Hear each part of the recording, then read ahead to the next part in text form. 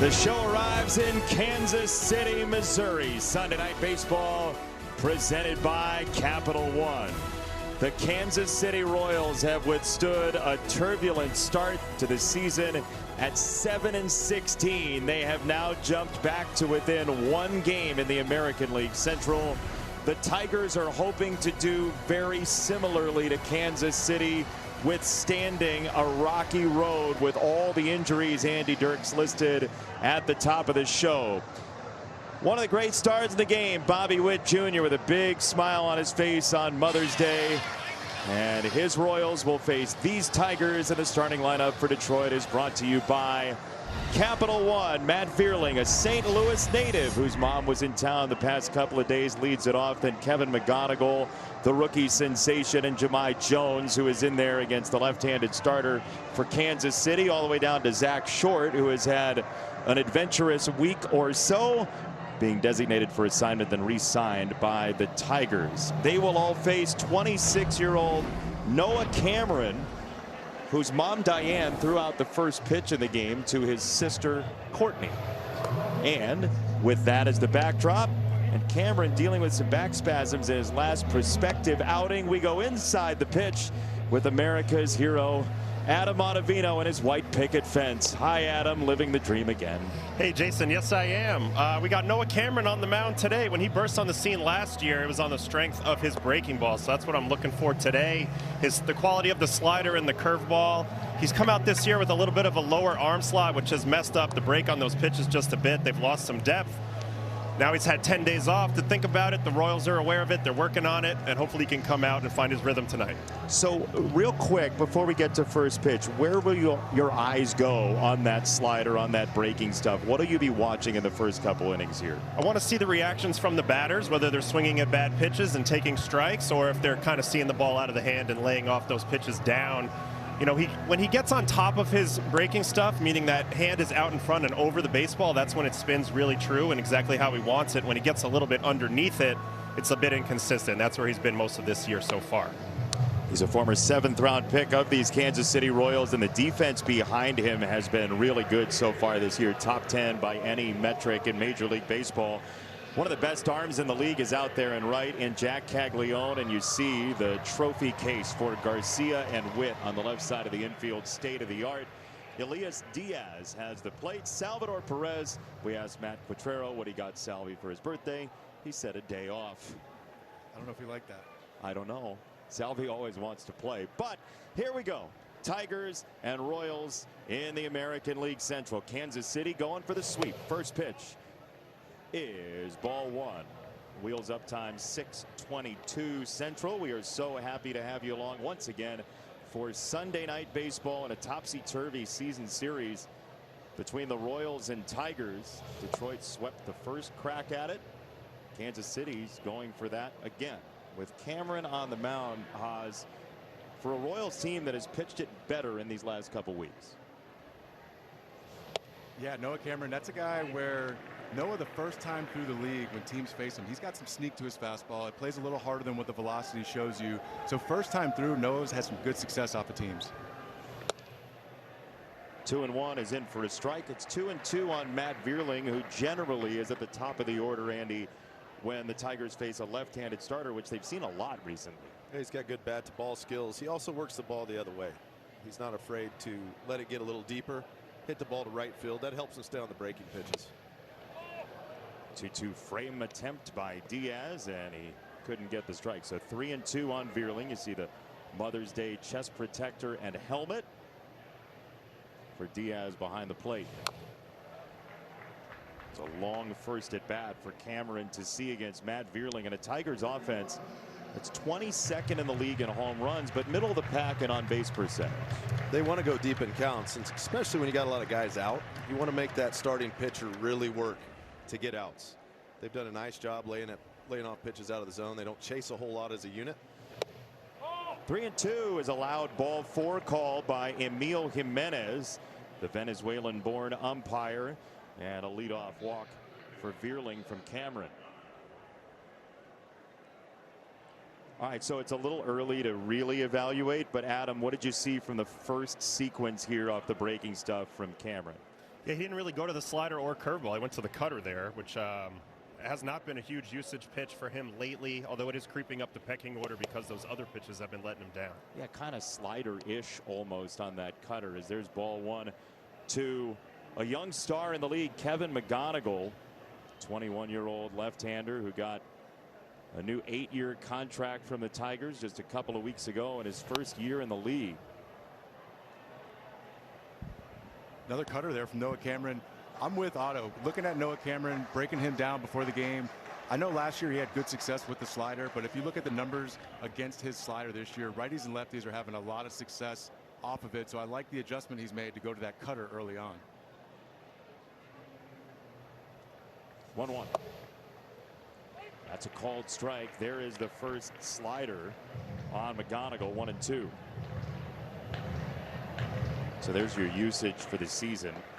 That's overall against righties and left-handers. It's obviously, as it is with most pitchers, a little bit different depending on which handed batter is up. Andy Dirks, what makes McGonigal so special for folks who haven't seen him?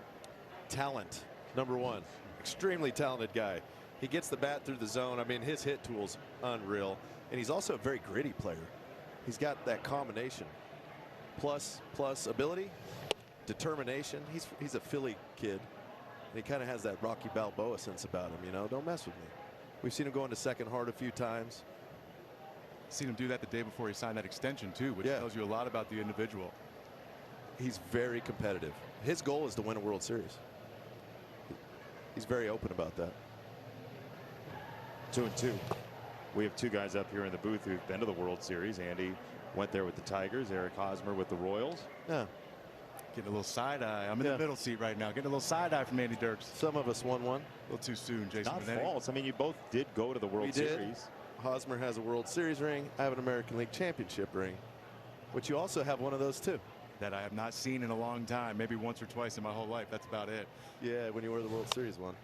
Yeah, I wear that one. We both struggled off the same team, buddy. Those San Francisco Giants. If anyone tuning in wondered what humble brag meant, it's, yeah, I don't really know where my American League Championship ring is. No, that means I'm a winner, Jason. I don't want nothing to do with that second place ring, respectfully. But we love the World Series ring. Let's move on watching ball, huh, Andy? 3-2. It's fouled away by McGonigal. I'm just providing the credentials here. That's totally agnostic. But this is what McGonigal's done a good job of this year. Commanding the zone. When he gets to 2 strikes, he's very good at battling and being disciplined at the plate. And if you look at his splits, he's getting his knocks, seeing pitches off lefties, and doing damage off righties. That's how you play 162 games in a season. It's pitch number 9 coming. Vierling draws a throw at first.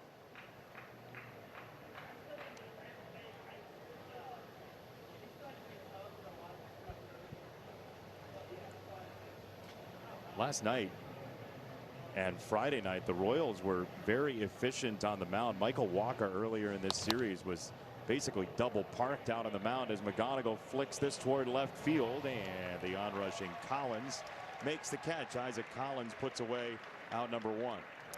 Another cutter. Noah Cameron, back-to-back 3-2 counts. We're seeing him really liking the cutter, especially in hitters counts or even counts, that 3-2 to decide the pitch right there. But Kevin McGonigal, again, good job fighting right there, battling. Noah Cameron's got to get some quick outs right now. Pitch to contact. Will face Jahmai Jones, who generally plays against left-handed starters for the Tigers. There is strike 1. Jahmai Jones, you see the pink bat, the pink arm sleeves. And Jahmai Jones, his mom, Michelle, is the reason that he played for Team Korea in the World Baseball Classic to honor his mom's Korean descent.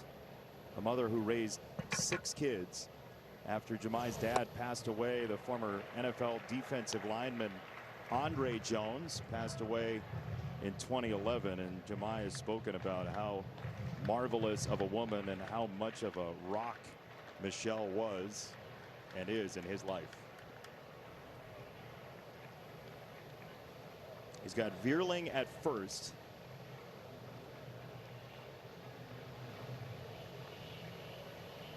On 0-2 from Cameron.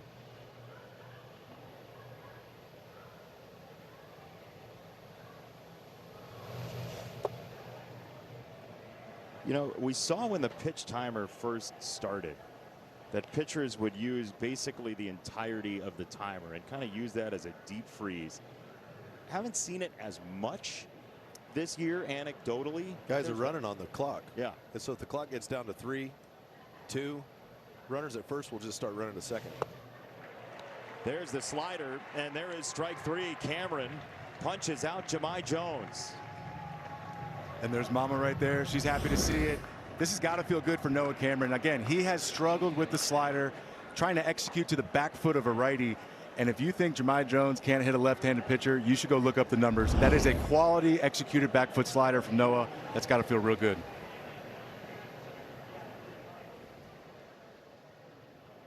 Two down, Dylan Dingler takes ball 1. You saw Mom Diane in the crowd, Noah Cameron's mom, who grew up a Kansas City Royals fan. There are a couple of young Royals that have become adult Royals on this roster, and Noah is one of them. But there's Mom and Noah's family. That ball to shortstop, and Bobby Witt is there. He will bat in the bottom of the first.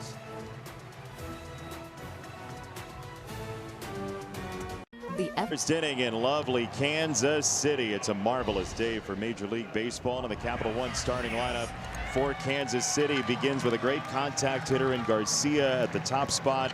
Bobby Witt Jr. in the 2 position, who just had a 4-hit day on Thursday before this series started. And they will face, at least temporarily, Brennan Hanafy for the 4th time he starts a Major League game. Andy, a bullpen arm, but it is full pitching chaos again for the Tigers today. Boy, is it. There could be a pitching change in the first inning. Hold on to your hats. Hanafy's got a great sinker. That's his pitch. He's been very effective against right-handed bats. Struggles a little more with lefties. You don't see this every day, that there is action in the bullpen on the first pitch of the game. That's a chopper over third to shortstop and Zach Short, and that throw is late. It's a leadoff single on a high chopper from Garcia. And this is the difference right here. Jason, you asked me what changed with this Kansas City Royals team since we last saw you guys in Detroit. It's bounces like this going the Kansas City Royals way. Offensively, it seemed like 2 weeks ago this team was getting nothing going their way. Now, fast forward, it seems like a lot of things is going Kansas City Royals way. They've been praying to the altar of the BABIP gods, the batting average on balls in play. You know, sometimes that fluctuates over the year. As here is Bobby Witt Jr. off the inside the park home run. Now he'll flash this into right field, and it checks up, and it will be a base hit. Wencel Perez had to charge and play it. Adam, you said during the break that the sun might be an issue out there in right field. I don't know that he saw that cleanly off the bat. Yeah, guys, there's no way he saw that right away. He hesitated big time, then broke in, and it was too late. How rough is the vision out there? You're out there in right field. Yeah, I thought it would affect him more towards the gap, but there's a noticeable glare coming through right now, so it's really hard to see that white ball off the bat right now with the background. So now you have the marvelous speed on the base path of Garcia and Witt together. The Tigers have been, by some metrics, the worst defensive team in Major League Baseball. By defensive runs saved, they are 30th. That was not a fault situation necessarily, but it's also here we go again for the Tigers. It's been that way recently for the Tigers. Every single ball that's put into play, you have to execute. Especially when you have all these injuries, you know, with starting pitching, you know you're going to play in tight ball games. If you don't execute defensively, you're putting too much pressure on the pitchers. 2 on, nobody out for Vinny Pasquantino. The power bat for Kansas City, and you know, A.J. Hinch, the manager of the Tigers, already had the left-hander up. You would imagine that's for the 5 and 6 hitters. Well, Jensen the 5 spot, then Caglione in the 7 position. 2-1 is a strike, 2-2. That'll be the ground ball specialist, Brant Herter, out there. He gets lefties and righties out. Well, you see who's looming. That's Pasquatch peering through the door. When Vinny Pasquantino reaches base, Pasquatch bears down. It's a fly ball for left field, and Riley Green, the 2-time All-Star, makes the catch for out number 1. So now Isaac Collins, who's not typically the 4-hitter, Haas, but he does provide flexibility as a switch hitter, the former Brewer here. Yeah, I was trying to figure it out with Andy Dirks before the game, because that's what A.J. Hinch and this bullpen and his ability to use the bullpen do with these matchups. I think Kansas City is getting a little creative by throwing Collins there in the 4 spot, switch hitter, break up those lefties. He has done more damage this year to this point against right-handed pitchers as he takes ball 1. And you got to imagine this situation played such a key role the first inning, right out of the gates.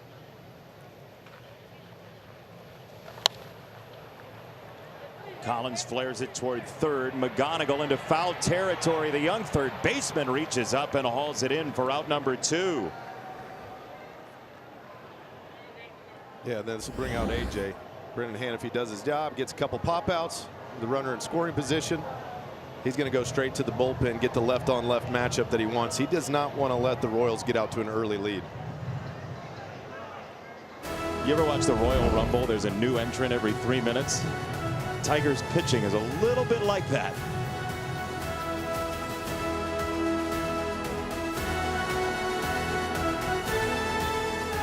Matchup. He also likes the matchup, you would imagine, because Carter Jensen has not seen Brant Herter in any of the 5 games so far between the Tigers and Royals this year. The first pitch is in for a strike, and Jensen has to feel targeted here.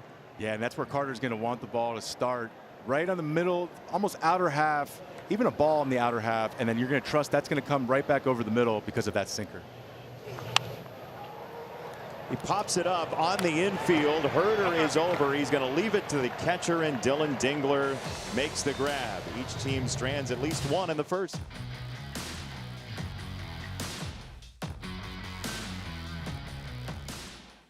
A big blow, but we're not going to cancel the season. We're going to play the games. A.J. Hinch, the manager of the Tigers, declaring that yes, indeed, the Tigers will play all 162.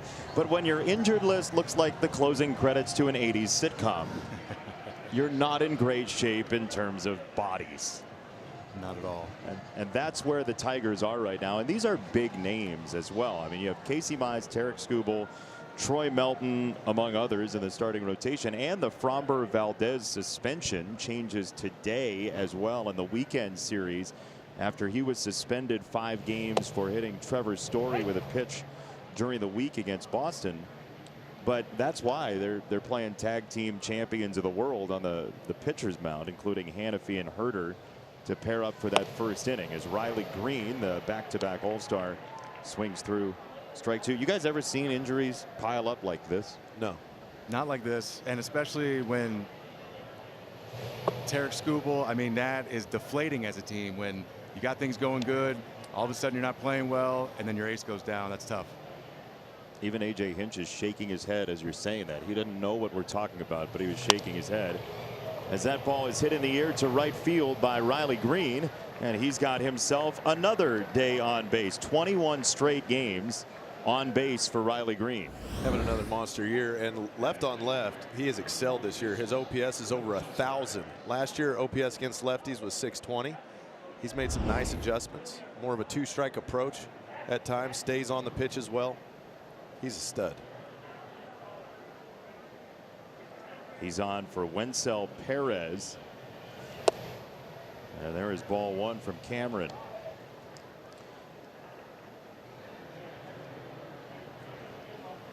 As Ahmed said off the top of the show, every team in the American League Central is separated by 2.5 games. Cleveland lost earlier today to Minnesota 5-4. So the Guardians are 500 at 21-21. So we're going to hit the quarter pole for both of these teams, and they're going to be very much in the race at under 500. Perez in the air, right-hand side again, and nobody's going to get there. Caglione let it bounce with Lofton, but they'll get the out anyway. Hey, Otto, do you have an extra pair of sunglasses or a visor or something out there? You got carnage in front of you. Jack's got sunglasses, but they're not on his eyes. He's wearing them on the back of his hat. I'm a little confused by that, but yeah, it's chaos out here in right field. It is chaos out there. We're not talking about the Tigers pitching situation.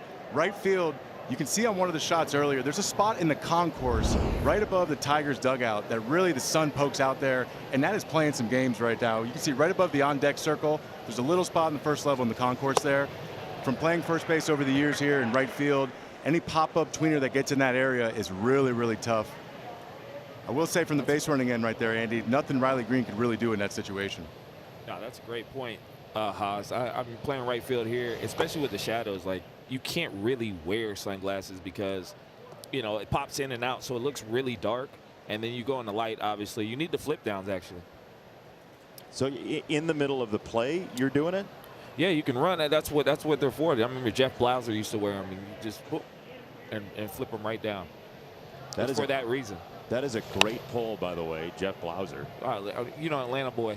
So, I mean, he was part of those great teams, and we lost 2 enormous pieces of that franchise over the week with Ted Turner passing, with Bobby Cox passing just a couple of days ago as well. And anybody watching this that grew up in the 90s and watched Atlanta as times called, I love that Bobby Cox had 162 ejections over the course of his career, and some beauties. I've gotten to hear some of the online behind-the-scenes stories. Kansas City has a lot of ties with Atlanta. When I first got drafted here, Dayton Moore was formerly with Atlanta, brought a lot of scouts, coaches. That drops in, strike 3. Cameron punches out Torkelson, 2 away. All right, give us a Bobby Cox story. Let's take a look at this spinner right here, Jason. This is a nice one. 12-6 curveball. It looks like Noah's really starting to find his groove, but Bobby Cox, Ned Yost, our former manager here in Kansas City, was on Bobby Cox's staff for multiple years, coaching third, doing his thing, and heard time in and time out, being able to pick his brain, hear some Atlanta Braves stories. There was a point in time Greg Maddox told Bobby Cox at some point when he went in the clubhouse to check if a ball was a strike or ball, the balls were clearly off the plate balls. Mad Dog apparently told Bobby, hey, those balls are catching the plate, man. Those are good looking pitches. Bobby ran right back in the dugout. Apparently gets tossed 3 pitches later.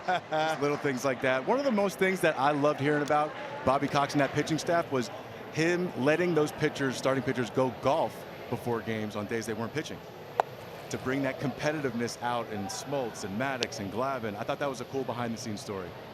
Yeah, as a group, yeah. So cool. Fantastic. It's going to be really difficult to break that ejection record with the ABS challenge system now. Tough to get up to 162. That 2-1 is lifted, well hit to right field. Caglione is back. He's at the track. He's at the wall, and it rings off the fence. Here comes Wenzel Perez with the game's first run, and it's 3 bases for the rookie Hao-Yu Lee for Detroit, and 1-0 Tigers. There's some pop in that bat. Boy, is there. He went oppo in Cincinnati with a homer, and you see that's the old step in the bucket, hit it the other way, get the hips through. He struggled a little bit with the fastball since coming up, but it looks like his timing, and if he's okay with hitting the ball the other way, Haas, you know that opens up the swing path for every other pitch type as well. Yep. You can time it up and hit it hard to right field as a righty. Helps you stay on the breaking pitches. Keeps that barrel in the zone for a long time. So even if you think it's fastball and you're fooled, maybe you can pull a breaking ball, maybe you can pull a changeup. Here is Zach Short, who chops this ball wide of third and foul. The very first major league triple for Hao-Yu Lee. He had 2 doubles, a home run, and his first triple after his family flew all the way from Taiwan to see him play during the week and over last weekend. That's a 22-hour day. 1-1. 2 balls and a strike. They hadn't seen him play live in like 4 years or something like that. So it was a really cool experience for Hao-Yu Lee to have his family here. You know that brings some nerves with it though too. As a player, your family's in the stands. They haven't seen you play. You don't want one knock that day. No, anybody can get one knock, Jason. You know that. I tell you what, I remember early on in my career, it felt like Uncle Joey, his wife Yvette, Selma Young. Happy Mother's Day to Yvette, but anytime she used to come watch me play, I don't think I got 1 hit. So with all due respect, Yvette, I just needed you to not come to the games in person. I needed you to watch on TV, and it worked out good for us. Here's Hao-Yu Lee rumbling into third with the help of third base coach Joey Cora. Way to drop in the Happy Mother's Day before you buried her for taking away all your hits. Listen, this is a great guy, but he just can't hit the fastball. That's kind of how you explain it in baseball talk, huh? Yeah. 3-2 to Zach Short. Lee at third. 2 out in the Tigers' second inning. That's ball 4. It's inside, and it's the second walk for Cameron today.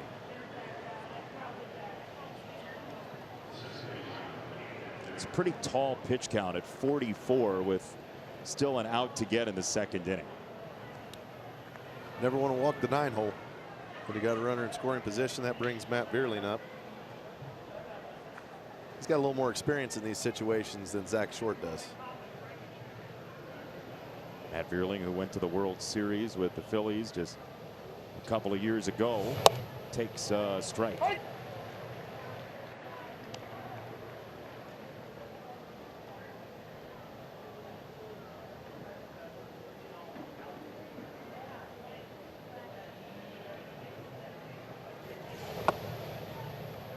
There's that curveball, Otto, and we've seen it kind of intermittently from Cameron.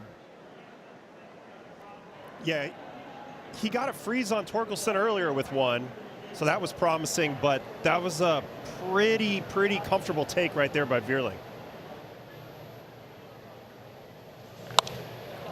On 1-1, Vierling hits it in the air for left field. Collins racing into the alleyway. That ball hits the fence and bounces back in. Lee is home. Short is home. It's a triples derby for the Tigers here in the second inning and a 3-0 Detroit lead. It's a good piece of hitting from Matt Vierling. Otto mentioned he spit on the curveball early. An early take right out of hand, saw it well, and he was all over that cutter. Just stayed in the yard. Looks like Isbell phantom threw it. He'll get the ball, and you're holding it a little too loose there. Trick the camera guy, but not Matt Vierling. But that's when the breaking ball doesn't work. The game for him is very tough because now he's trying to go to his cutter. He's trying to work some different pitches in. But if he doesn't get the swing and miss on the breaking ball and he's not getting that heater up and dotting that. Yeah, and second time through the order, Vierling came prepared. He saw some cutters that first at bat. Appears to have sat on it and then got one the third pitch in a good location to drive down in. Smokes it in the gap. They are going to call it double E8 on Isbell. And here is Kevin McGonigal, who takes a strike.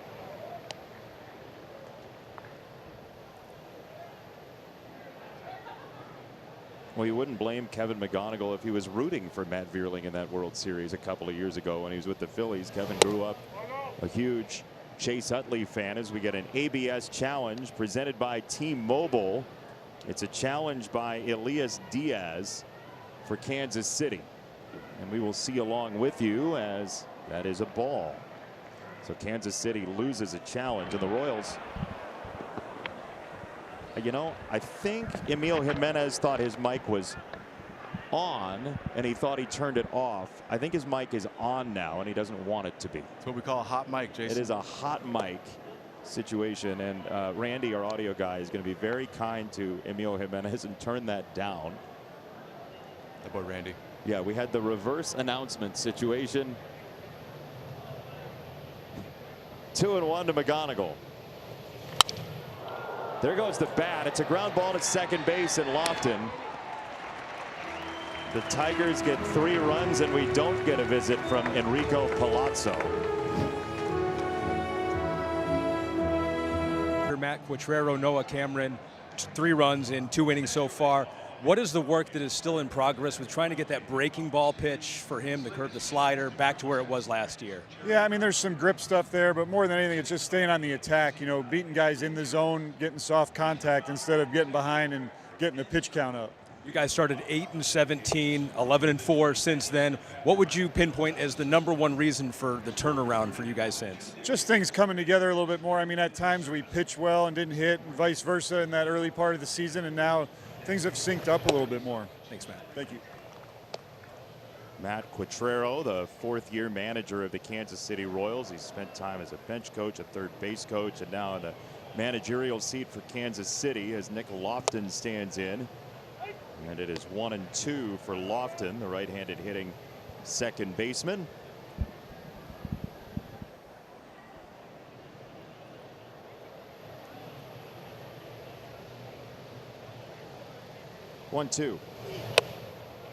Ahmed, Matt Quatrero was telling you earlier about this Mother's Day and how it hits him after losing his mom just a couple of years ago. Yeah, he stepped away from the team for a couple of days, September 2024, after his mom passed away. So close, meant so much. I wanted to ask him about it. Said she was at every game, every practice. She was the driver for not only obviously him, but a lot of his teammates. She was a place to stay for a lot of his teammates. The word he used was selfless. Growing up, he said he was part of a blended family. It was teenage boys, and his father passed away when he was so young, and so it was mom on her own for a while. And so she just meant the world to him. He expressed that, and I think, you know, it's been 2 years, but he's thinking about her all the time, especially on a day like today when you see the pink bats and the pink socks. Mom still brings a lot to Matt every day. Jack Caglione with a ground ball to first. That's Torkelson to spin it to second to get one out there. But Ahmed, just to wrap it, you could see on Matt's face as you asked him about his mom how much her memory still means to him and how thoughtful he was about what she meant to his life. And I think he thinks it all the time when you see, you know, Diane come up and throw the first pitch. It's like all the players that are local here for the Royals, seeing the family come. It's just what the moms mean to these players and the managers. We talk about it every Mother's Day, but we probably should talk about it more often than that. It's absolutely true, Ahmed. Thank you. As Brant Herter throws ball 1 to Denise and to Ileana. Happy Mother's Day as well to my partner's moms. You as well, Jason. Happy Mother's Day to Ms. Benetti. Thank you. My mom Sue is watching somewhere, guaranteed. But got to meet Mrs. Dirks yesterday, a lovely woman and a very patient lady. She has to be. Raised me. I was a go-getter, man. But yeah, no, the sacrifices my mom made for me as I was young, all the ball games, all the cleats she was buying. She never bought herself a pair of nice shoes because I always had to get the Jordans, you know? Of course. Of course. Tell us about Ileana Hosmer. Oh, Ileana Hosmer. She would video record every game that I've played in ever since I was about 9 years old. So we get to the big leagues, my big league debut, about 4 games in. She's sitting right over there in that first base dugout suite. She had her video camcorder out there. I said, Mom, we're in the big leagues now. We don't have to do this. But she stayed true to herself and sacrifice. Again, it was never about her. It was all about us. Super thankful for Ileana. Love you, Mama. That sounds a lot like the Vinny Pasquantino story and his mom Jennifer a couple years ago. She had her phone out taking pictures, and he went up to his mom and he said, we have professionals to do that now. That's right. I promise we'll have pictures of us. They were in Milwaukee. He was on deck. She's sitting right there, second row. He was mic'd up. Mom, we don't need this. That was a great one. 1-2 to Diaz. Dex mentioned pregame, getting to be able to give the pink bat to your mom, the pink cleats. Pretty cool story. When I got called up, I gave my mom the pink bat the year before for Mother's Day, called her, told her to bring it to Kansas City in a couple days. We're going to the big leagues, Mama. Wasn't a long road, Dirks, but we got there. 3 years. Let's go. 1-2, swing and a miss, strike 3. There's that sinker from Brant Herter, and 2 away for Kansas City. When Herter's in the zone, he's tough to hit. Really the only thing that has been a chink in his armor at all in his career has been walks. But when he's in the zone, you saw the ground ball from Caglione, you see the strikeout right there. His stuff plays. He pitches around his body. He creates a nasty angle, especially left on left. Ball starts way behind your head, comes across the plate. Yeah, and he's got the sweeper to go off that sinker. But you're so right, Andy. When you do make contact with the sinker, you're not making contact where you think. As a lefty, you almost got to tell yourself, hit the bottom inside part of the ball. And if you're still rolling over, tell yourself to swing and miss under the ball inside to try and stay inside that sinker. But easier said than done. This thing's moving across the plate.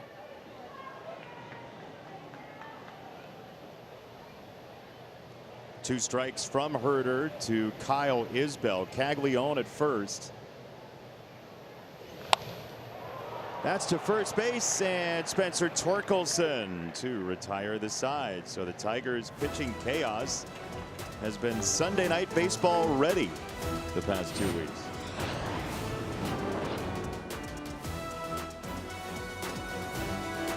I know you don't want to use it as an excuse with all the injuries, but what have you told your team on how to navigate the next few weeks? Really just keep playing. I mean, it's an opportunity for us to just play, you know, especially with the new guys and a lot of guys getting opportunity. Have some fun with it, play. We're going to try to win games just like we always do.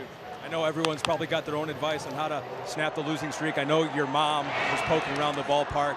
Did she have any advice for you on how to get this right? Yeah, play better. She knows that she knows it's in there. We know that's in there. Obviously, getting out to this lead, hopefully, will give everybody a deep breath, and we can play our 9 innings. Happy Mother's Day to Mom. Right, you got it. Well, Becky Hinch will be happy with the start to this game. It's a ground ball to third for Jahmai Jones. Garcia got to it and then threw it short of Pasquantino. That's a tough catch over there at first, Haas. Very tough. You saw the spin. I don't think Michael grabbed 4 seams on it. And I'm not going to lie, that's the first time in a long time I've seen Vinny miss a pick. But just looked like Mike Kelly. You see him open glove side, got out of his legs a little bit.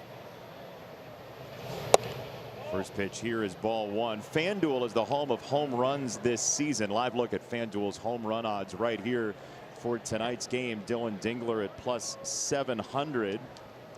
Riley Green, who's next at 750. You know, Haas, over there at first base, that really short hop is a difficult scoop. It's tough. You want to create, as an infielder, you want to create a long hop. With the pick, you know you're going to have to use your hands and rely on your hands to dig it. You almost want to match the plane the ball's coming in and stay through the pick on that one. And also, as an infielder, first base is a good example. When you're holding a guy on and you turn and you shuffle to field a ground ball, good drill for infielders is to stay low in your legs when you go to make that throw. Again, I think Mike Kell there, when he turned, planted on the back foot, just came up out of his legs, caused the ball to be a little short there to Vinny. 2-2 on Dylan Dingler, who lined out to short in the first inning. Tigers scored 3 in the second inning, a double, a triple, a single, and 3 runs across, as we are so glad to have you here in Kansas City tonight. The chopper foul. We've talked about everybody's mom up here. Eve Ottavino, I'm sure, is watching her son go inside the pitch tonight. What do you got on Eve? What's the book? Very similar to you guys. At every game, at every practice, used to pitch little beans to me in the backyard that I would hit with my training stick back when I was still a hitter. So, is that right? Yeah, baseball mom through and through. Beans. Yeah, we trained Dominican style in Brooklyn, you know. I knew Adam was a hitter at heart. I could feel it. Love to hear that. I was, but there was no Otanis back then, so they canceled me pretty quick at the plate. Stick with the slider, buddy. It's a special slider. Adam Ottavino. 3-2 on Dingler. Jones at first, and that is outside, ball 4. Cameron nosing around with that slider. He missed, and the Tigers have 2 on in the third. Had the 1-2 count there, had him in position to put him away or get the ground ball. Misfired with a changeup, a couple breaking balls, and it's been that. You know, he lost Zach Short in the previous inning, and that led to the big inning with 2 outs after Vierling got to come over and flip the lineup. So more of the same here. There's a little tapper foul. Adam, I know you dealt in right-on-right trade more often than not, but Riley Green versus Cameron here. How would you pitch Riley Green, considering what Andy said about his success left-on-left this year? The only thing you have to go off with Riley Green is he has one of the scoopiest, steepest swings in the game, so you got to try to work him up and in if you can. Speed him up, and then maybe you can get him to expand. But he's been doing a great job laying off everything out of the zone, especially lately. On base, back over 400, I believe. So It's easier said than done, but if you can speed him up, that's step number one. It's amazing, to your point, that his left on base percentage is over 500 for the year. Overall over 400, but left on left more than half the time he gets on base.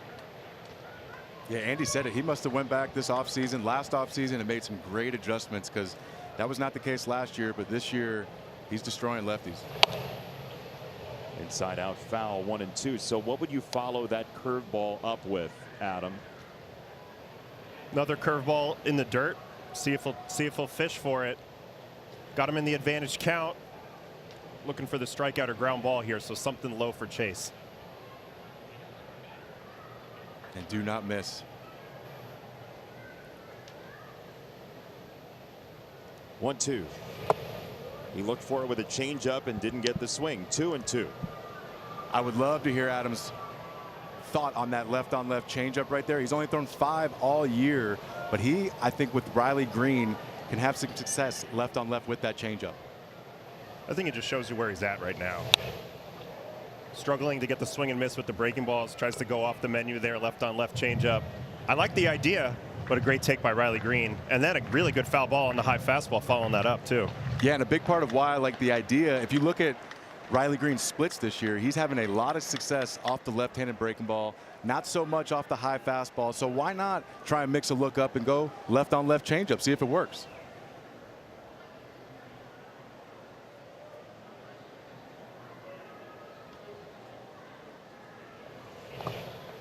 Takes a curveball. So now Otto, he did the same thing with Dingler. He lost him 1-2 to a walk. Now 3-2. You have to imagine this is a strike, right?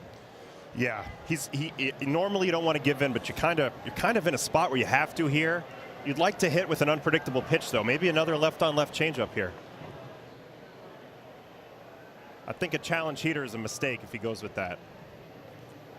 It's going to be his 67th pitch of the night so far. And he got him with one of those cutters for strike 3, up and out of the zone. Worked out for Noah. I don't know if he meant to do this. Up and away, kind of that same tunnel the breaking ball, the curveball will start, and then just a little horizontal movement for that cutter. We've seen him go to the cutter tonight, and that got him out of a big spot right there in a 3-2 count to probably the hottest hitter in the Detroit Tigers lineup. Eric, that's what I call a happy accident on the mound. He wasn't trying to do that. Hand was a hair late. That pitch is up. Riley has a tough time identifying it. Swings a bit late. And Riley's so locked in right now. He says if that ball would just do what it was supposed to do, Derek, I would barrel that thing. I'd have crushed it. That's right. What a fun game.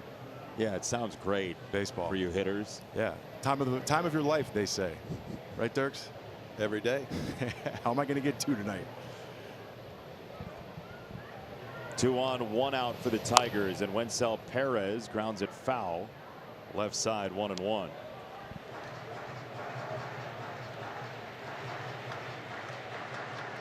This has been a wild season series. The first 4 games were all decided by 1 run in the winning team's last at bat. This qualifies as a blowout at 3-0 in the season series.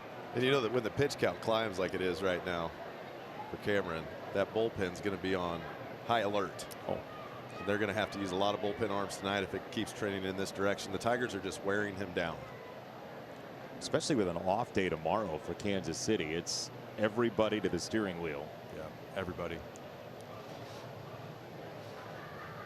1-2 to Perez.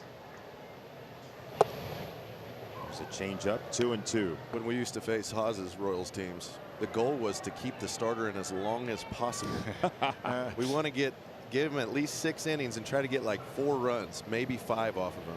Because when that bullpen came out, it was over.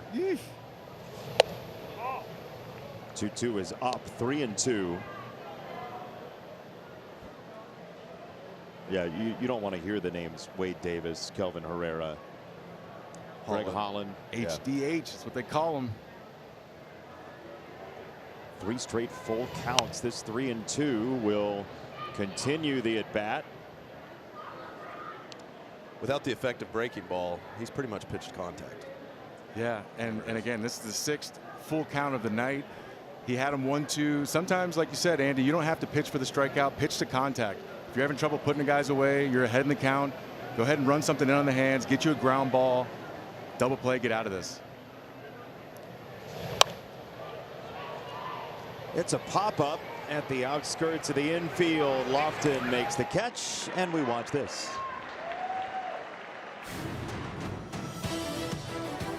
Let's take a look at Capital One checking accounts. We're talking no fees, no minimums, just one question. What's in your wallet? 2 down, 3rd inning with Adam Ottavino inside the pitch. Andy Dirks, Eric Hosmer, Jason Benetti in our booth. And our truck led by Matt Borzello and Andrew Greathouse, our producer and director. There is ball 1 to Spencer Torkelson, who struck out on a curveball back in the 2nd inning.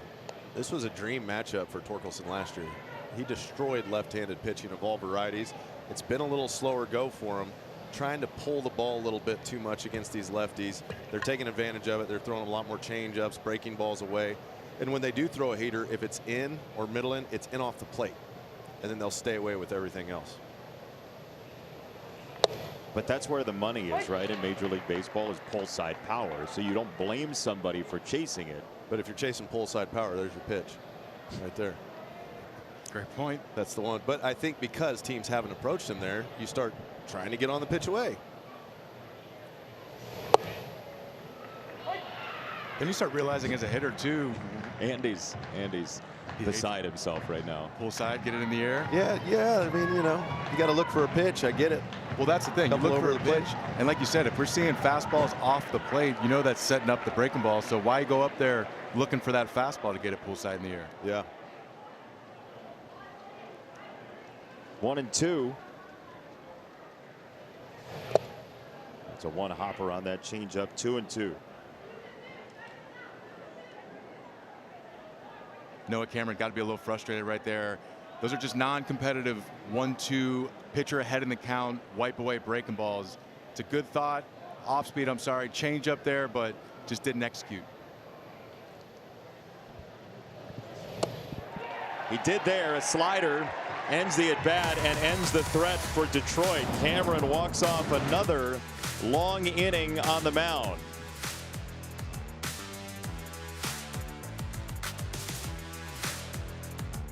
Pitcher for the Tigers back stateside after trips through Japan and South Korea to ply his trade, and he is the 3rd pitcher used tonight already by former Tiger and Royal catcher A.J. Hinch.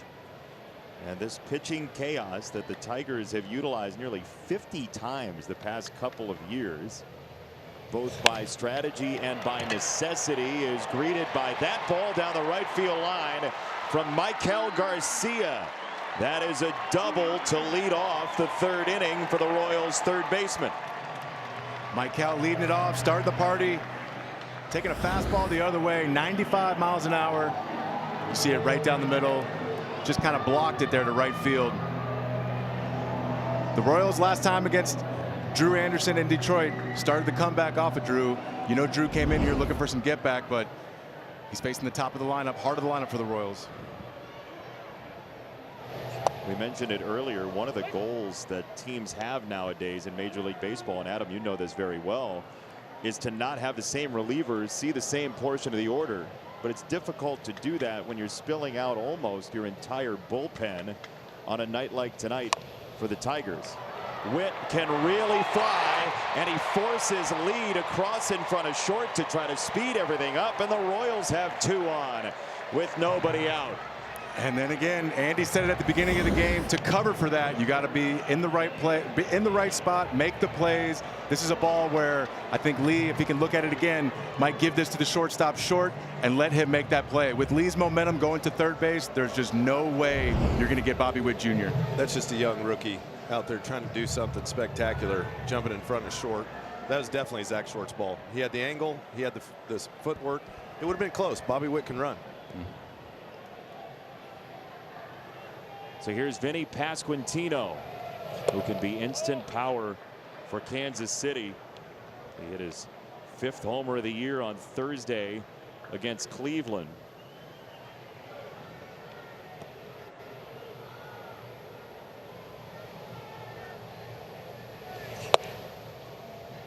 That's a strike. Back to that ground ball, Andy, you're talking about here. Yeah, it's not hit hard, but Witt gets out of the box better than anybody. And you see how you lead coming across. He didn't even have an angle for a throw. That's Zach Short's ball all day, every day. But that's when you try to do too much. Let the game come to you is the old saying, Jason. And it applies when you've lost 5 in a row, right? You start feeling a little tense, get the pressure mounting. And these guys haven't played together much. The chemistry on the infield. That's a strike. No challenge from Pasquantino. You all saw it on the box at home. It just barely nipped the zone. At 97 miles an hour. And I think Vinny understands the changeup is the first off-speed pitch Anderson's going to go to. That's just a great spot with that fastball. 3-2. He took the changeup there, Adam. What do you make from that take from Pasquantino? Yeah, he wasn't thrown off by the fastball at the bottom of the zone. He's committed to seeing him up here. He doesn't want to chase the changeup down, and he knows that that's the game, changeup down. So he's trying to lay off anything low. So Anderson on 3-2 with the target outside. It's shot through the left side. Pasquantino did see it up, Adam, and it is 3-1. Kansas City's right back into it. Yeah, there it is. And Anderson had him on the previous pitch if he would have started the changeup in the exact same height as that four seam, but he was a little low on it, and therefore he was able to spin on it pretty easily. Gets the fastball up over, does what he does. As you see the Pasquatch strutting up there at the Royals Hall of Fame, but this is an advanced approach. Vinny Pasquantino, I don't care hot, cold, what he's going like. If runners are in scoring position, he will lock in each and every at bat. Adam made a great point. You can visibly see that fastball down and the changeup down, laid off both of them. He was tunneling, looking for something up. Great piece of hitting. Way to win that 3-2 count, drive the run in.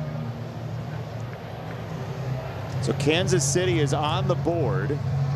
And the NBA playoffs continue tomorrow. Some in our viewing audience will be very interested in this. The Pistons and Cavs get together tomorrow, 8 Eastern time on NBC and Peacock.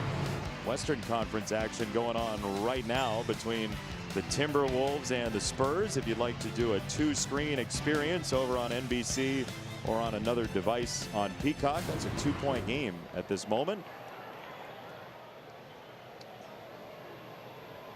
Spurs up 2-1. Wemby, if he's making threes, look out. As there is ball 1 on a curveball to Collins. And here's the value that Quatrero gets out of the switch hitter in the 4 spot. Yeah, again, you knew it was going to be bullpen to bullpen. Doesn't allow you to match up, stack up against lefties. He's just looking for a quality at bat. Once you get through the heart of the order, he was betting that there's going to be runners on base. Not a lot of chase. Not a ton of swing and miss. Good bat to ball skills. Now he's got to set himself a runner at third, less than 2 outs. 2-0. He lays in off that changeup. 2-1 from Anderson to Collins. But you know, if these lefties are going to be waiting on a changeup, they're letting the ball travel. Pasquantino was letting it get deep. If you could come in with a heater, you could really jam a guy up. There's a fastball that buzzes in for a strike. 2-2. You like the changeup here, Adam? You go back to the changeup, close it out. It is his best pitch, and I would take 2 outs and trade for the run here if possible. So I do like changeup below zone, but you got to start it looking like a strike. He did not against Pasquantino. That one is a curveball to finish off Collins. Got him thinking changeup. Went with the bender instead. That was a good bender too. This is nasty. Back foot variety, Haas. You've seen a few of those in your day. And I've also swung through a good amount of them as well, just like that. Nothing you can do. Up. The ball's up. That's the one I want. Yeah, oh, I forgot he had a breaking ball too. Such a good plan at the box, and then all of a sudden these pitchers, they throw those wrinkles in there. Are you saying you lefties are easy marks? Well, when they go against trends, you think for sure we're playing the fastball changeup game. And the bender comes out, the old Uncle Charlie. And he puts it back foot, which is perfect spot. Here's Jensen, who swings at the first pitch and levels it to right field. Perez is back at the warning track, and the ball dies there.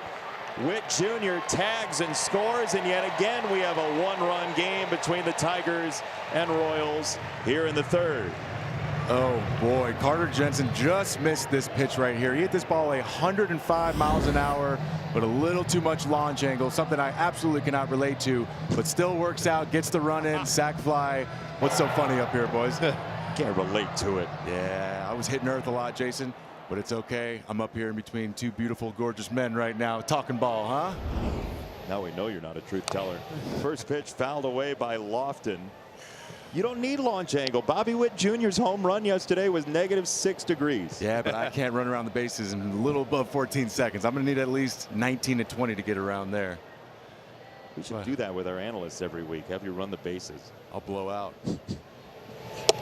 Next Sunday, we'll have Mariners and Padres, and somewhere Ryan Rowland-Smith and Jake Peavy are saying no. No shot. We're not doing that. Hammies. See ya. Yeah, they're barking. I'd take Peave in that, though. You would? Yeah. He's a bulldog, man. Yeah. He's going to find a way to He win. would actually probably do it. Oh, he would. He would want to win at any cost. 0-2 to Lofton. He takes up high. It's a ball and 2 strikes. Dirks, I know you've experienced this, but a young Eric Hosmer coming into the league facing Jake Peavy, him getting the ball back from the catcher after not executing his pitch. Gosh dang it, Jake. I mean, he was barking at himself, getting that ball back every single time. It was hilarious. You are the 3rd person I've heard that from in the last 2 weeks. I mean, specifically about Peavy. Straight comedy. And you can remember, just think of the clip where Buster Posey kind of throws the ball and it lands in his glove. Peavy was just going off on himself. 2-2, strike 3 on a changeup for Lofton, but the Royals get 2 runs before Anderson can get off the hill. It's 3-2.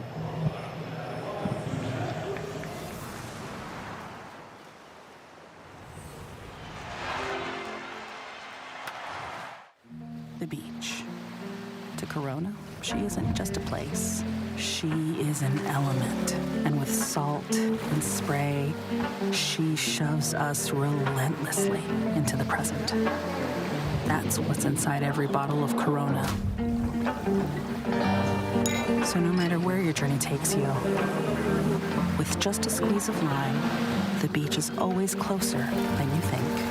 Corona, La Playa awaits.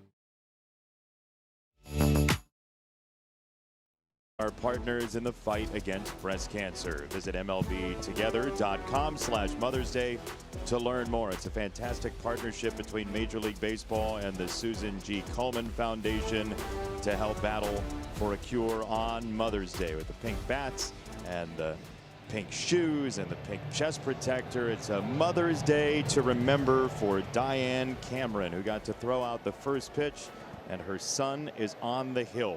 He will face Hao Yu Lee here in the 4th. Ahmed Fareed. Yeah, I got so lucky to be able to talk with Diane before the game. She threw out the first pitch. She has been diagnosed with stiff person syndrome that affects her muscles and balance. She was bragging, though, that Noah got all of his baseball ability from her. In her 20s, she was in a softball league. She said she threw, quote, heaters in that league. In fact, she had an older brother, 6'4" righty, who played minor league baseball, 5 years in the minor leagues, never had his breakthrough moment, though. So when Noah was 18 months old, Diane told me that she noticed that Noah could throw equally as well with his left hand and his right hand. So she said, I put that right hand behind his back. I tied it back there. I would not let him throw with the right hand. I was going to make him a lefty. That was going to get him to the show. And that is exactly what has happened, Jason. I mean, that is a dedicated baseball mom, and she didn't know what she was doing in one way. She knew she was going to try to create a baseball player. It's a phenomenal story, but she grew up a Royals fan from St. Joseph, Missouri. She didn't know that all that dedication was going to put him in her favorite jersey. Being a hometown hero, and I could not imagine for Diane right now watching her son Noah in Kauffman Stadium. Noah debuted in Sacramento, but the first home game he got to throw here at Kauffman Stadium was the I-70 series. So just could not imagine all the emotions running through the Cameron family right now. Got to be so proud, and he's doing it well. He's representing Kansas City Royals the right way on the field and off the field as well. You saw the first pitch. His sister Courtney caught that first pitch as that ball's pumped by Zach Short into the alleyway in left center and playable for Isbell. Noah Cameron went to Central Arkansas, famed for providing the NBA Scottie Pippen, But mom and dad, mom Diane, dad Tracy, used to drive like 7 hours to watch him at Central Arkansas, and now the car ride's a little bit shorter. They deserve this. It's a beautiful thing. It is. Strike one to Matt Vierling, whose mom Susan was here Friday and Saturday. Matt was kind enough to get her own staycation room in the visiting team hotel.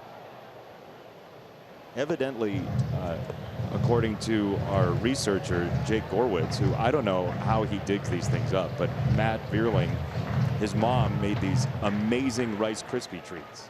And the only reason I relay that is to make you all hungry for second dinner as you watch this telecast. Are the ones with chocolate on top?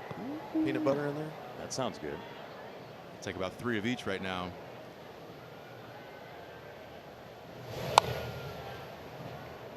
Matt Vierling keeps hitting those cutters off the left center field wall. He might be able to upgrade that room to a nice little show suite for Mom. See him play, huh? 0-2. Vierling to center field. Isbell back on it, and he makes the catch. It's a 1-2-3 inning for Mom Diane from son Noah, and she is pleased.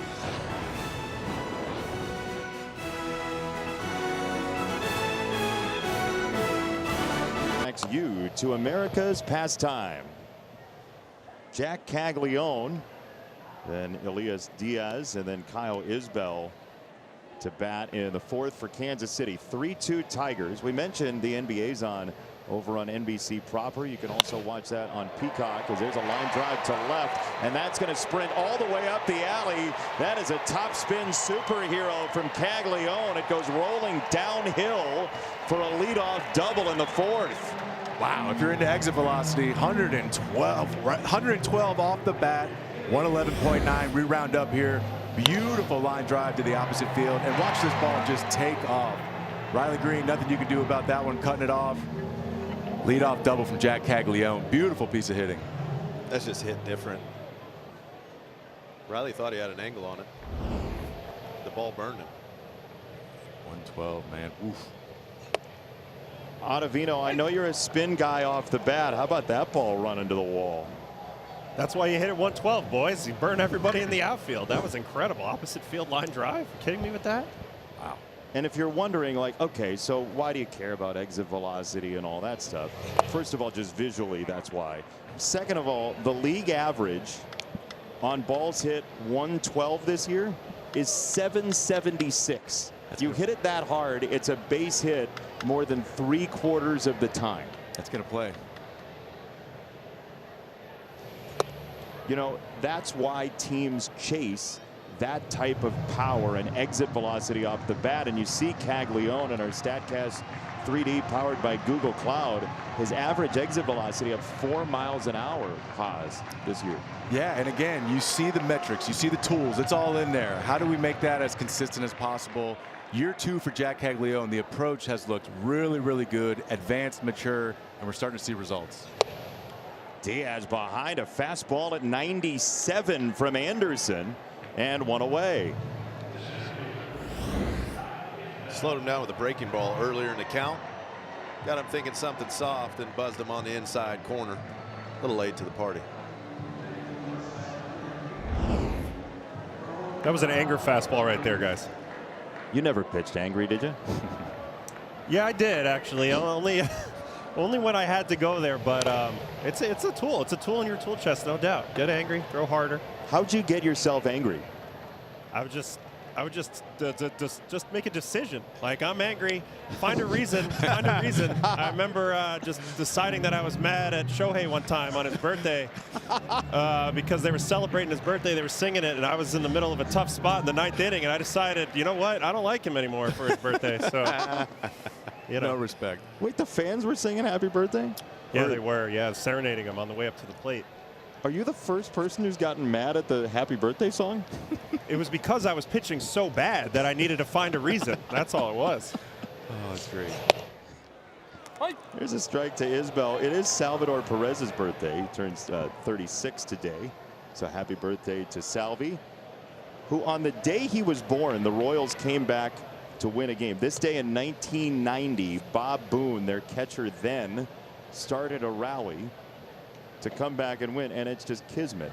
And certain guys are just chosen. What we call chosen is when the moment finds you, you come through. Every bounce goes your way. That's an example of Salvador Perez is a chosen one. He's had an unbelievable career here for the Kansas City Royals.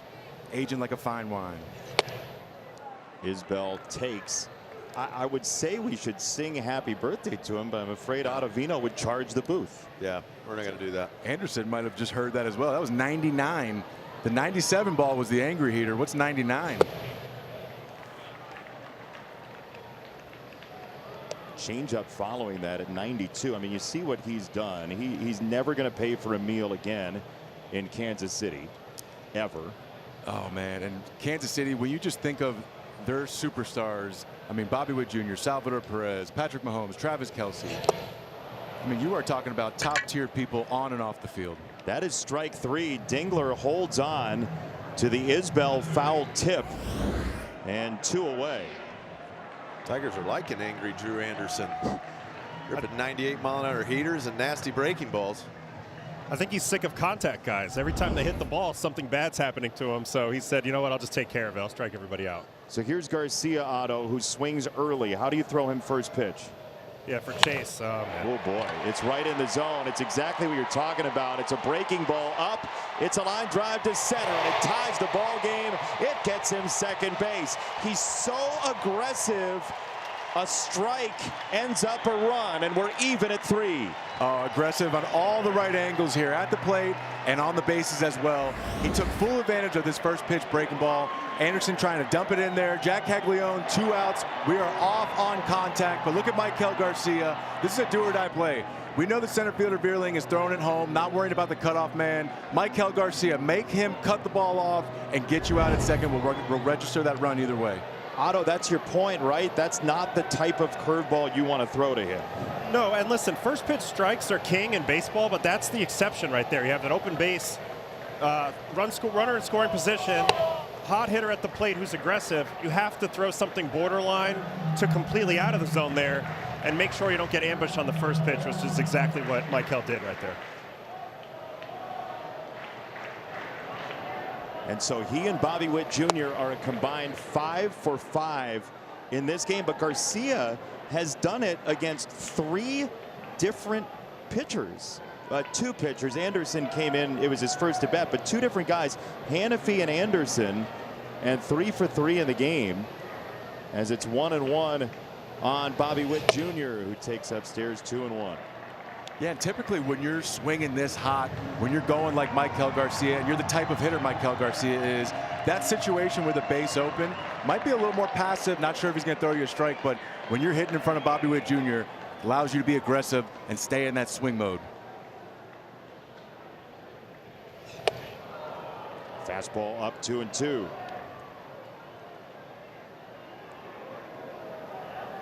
I mean, even with Bobby on deck, obviously you don't want to walk anybody to get to Bobby, but you need to get some information out of the hitter.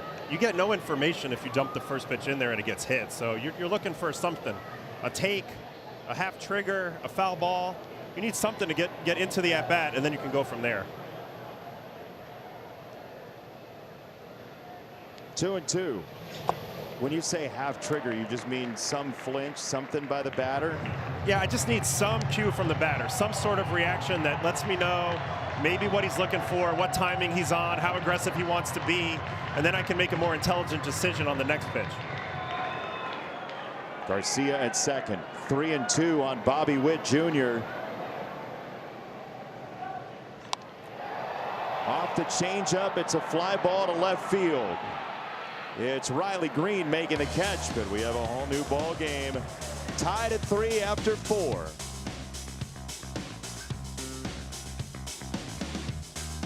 Do you buy Capital One? What's in your wallet?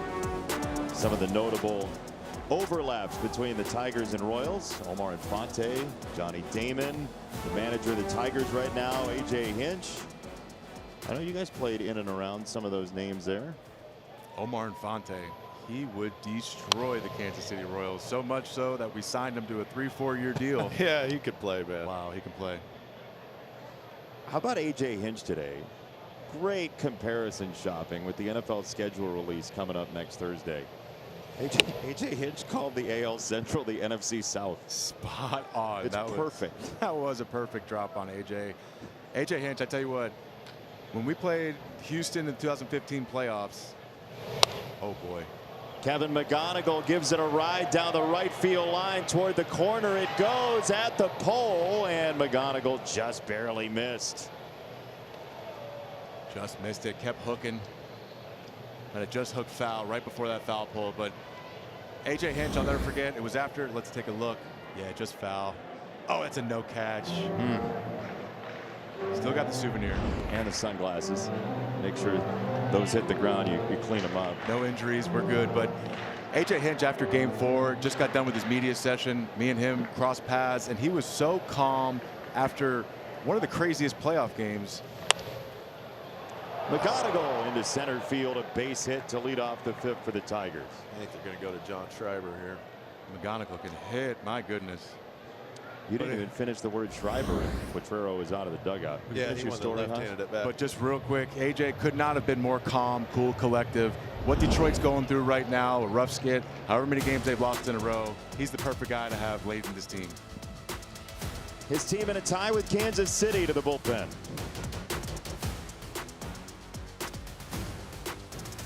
Noah Cameron for Kansas City. He is out of the game, and A.J. Hinch hits a decision point. He was talking to us before the game about whether or not he'd use the left-handed hitters early in the game, with the Royals being lefty heavy in the bullpen with Matt Strahm and Daniel Lynch IV.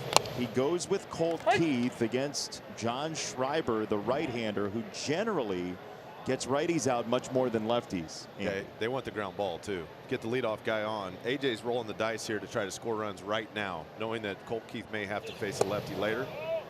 Schreiber's profile with the sinker, the sweeper, the ball's always moving down in the zone. He's going to try to get it under Colt Keith's barrel, see if he'll hit a ground ball to second. Colt's got to stay with it. Look to hit the ball to left center. If he throws the changeup, you can stay on it, hook it down the right field line. If it is the sinker, hit a line drive to left center. Adam, you've been in this situation where somebody gives you a lefty instead of a righty. How did you handle it? Yeah, I pitched a contact here trying to get a ground ball. I knew I wasn't a big strikeout guy versus lefties. You know, not often at least. So I'll be trying to get a ground ball. Use my downward breaking pitches, sinker, changeup. If I catch him diving too much, then I got to come back inside. But the goal is ground ball here.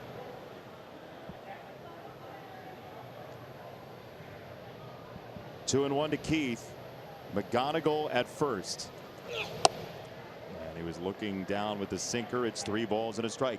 Haas licking his chops right now. Oh, got that righty. I guarantee this would be a Haas. Big swing. I'd be trying to hit a ball right off that Miller Lite fountain bar. Deep left center. Max. Yep, just try and get it left center. Stay inside that sinker. That is a called strike. A delayed call, 3-2, but no swing from Keith. A couple times Tigers had runners in, getting on and are not pulling the trigger on pitches that are pretty much middle. Tigers only have 2 hits with runners on all night. The leadoff man has been on in 8 of the 9 half innings combined. Got to find a way to capitalize. A.J. Hinch mentioned also, you know, with this right-left situation and going to the bench, he wouldn't do it in a low leverage situation. He's recognizing right now this is high leverage. It's still early in the game. We know the bullpen situation for the Detroit Tigers, but this right now with the heart of the Detroit lineup coming up right now, this is high leverage. Every bit of high leverage, even if it's not back end of a game, last 3 innings.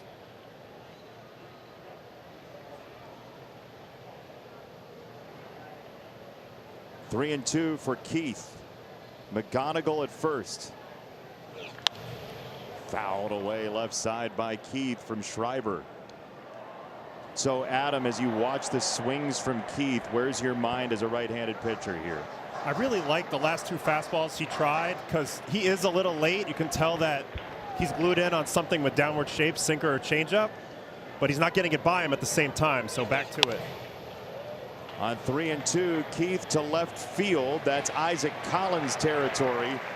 And he creates out number 1. So Schreiber navigates a tough spot to get the first out in the 5th. That was a great pitch. He got that one up and in, as opposed to the last 2 fastballs he tried to elevate. They were a little more middle and middle away.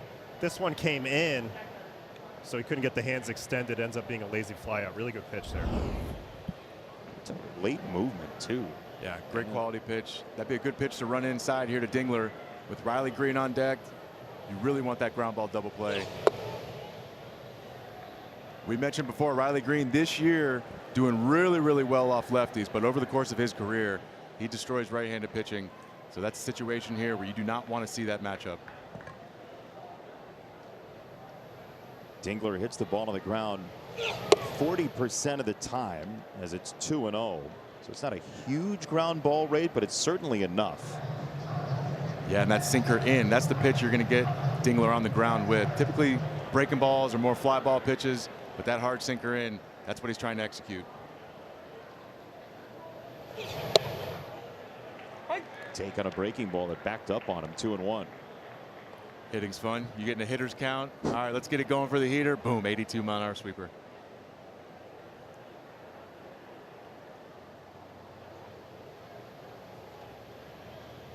McGonigal led off with a single. He's at first. 2-1, just misses. 3 balls and a strike. This is a big pitch. If Dingler walks and you got to face Green, that's a tough matchup for Schreiber against Green. He's going to want to be in the zone with this pitch. Absolutely. 3-1. Could not check it up. An explosive fastball up in the zone and out. 3-2. With the low release he has, the fastball up plays. That's right. It's got that ride. Just looks like it's rising out of hand. 3-2. Dingler swings through it. Another fastball with 2 extra miles per hour, and upshoot City for out number 2. And that's where you get that upshoot. You see the low release there from Schreiber that Otto just mentioned. That fastball looks like it's riding up, like it's rising to the hitter. Schreiber looks like he was trying to get it on the inner half, but that ball right there started out and then just got that leak back away with a little ride on it as well. Now the left-hander Riley Green for ball 1. If he lays off that pitch, this is a real tough at bat for Schreiber. Yeah, and here again, he gets it down at all. You get that ball down a little bit to Riley, he's going to smoke it. Yes, he is.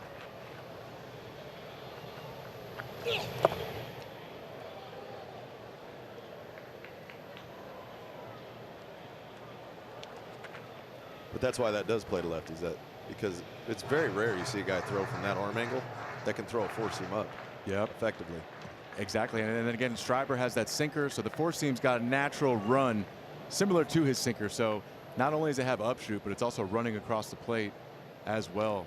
Something to think about right here with this 2-0-2 out count. If Riley Green were to get on base via walk, Kerry Carpenter not being available is a huge blow for the Detroit Tigers right now. Yeah, that's a left-handed bat that would be a pinch hit availability. He goes 2-0 changeup. 2-1. You righties, Ottavino, and your crafty changeups. Yeah, he didn't want to challenge him there 2-0. He can't give in to Riley Green here. You're right on Carpenter. He's on the injured list with an AC joint issue from running into the wall on the Bobby Witt Jr. inside the park homer. So he goes on the IL. Gage Workman brought up from AAA Toledo. Kerry Carpenter, a big power bat, not available as that kicks away slightly, but not far enough for McGonigal to go. Here's last night. We showed you the Witt inside the park home run, but watch Carpenter, the right fielder. He leans into the wall and bumps his shoulder and eventually left the game.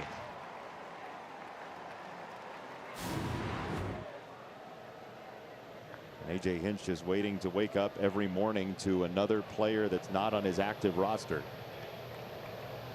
3-1 to Green.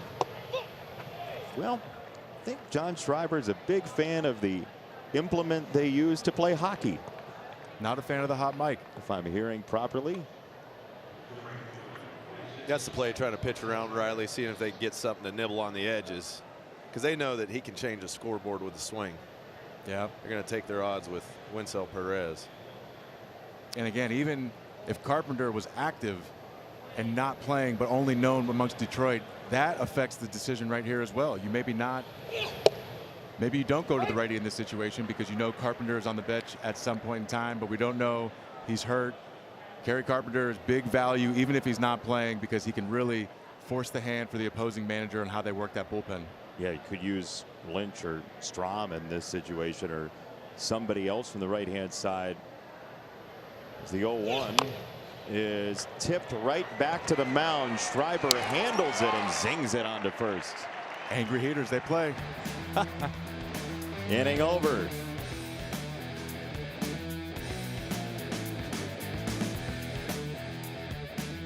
Batter up odds for plate appearance number 3. He's already driven in a run with a sacrifice fly. He'll be third up in the inning against the left-hander and Manuel De Jesus for the Tigers. He is the 4th reliever used by Detroit tonight. Andy Dirks. Yeah, he's got a 4-seam fastball. He throws changeups to righties. To lefties, he likes his cutter and the sinker running in on the hands. There's a fastball for a strike to Pasquantino, who's 1 for 2 with an RBI single. And a 2-run third for Kansas City.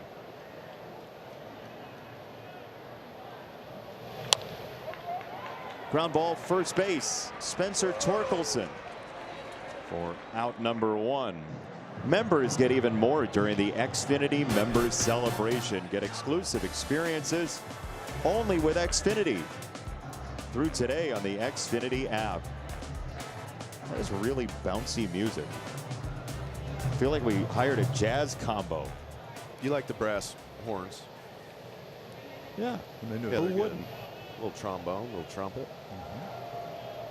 One down for Isaac Collins. Into center field. Matt Vierling is back on it, and he squares up out number 2.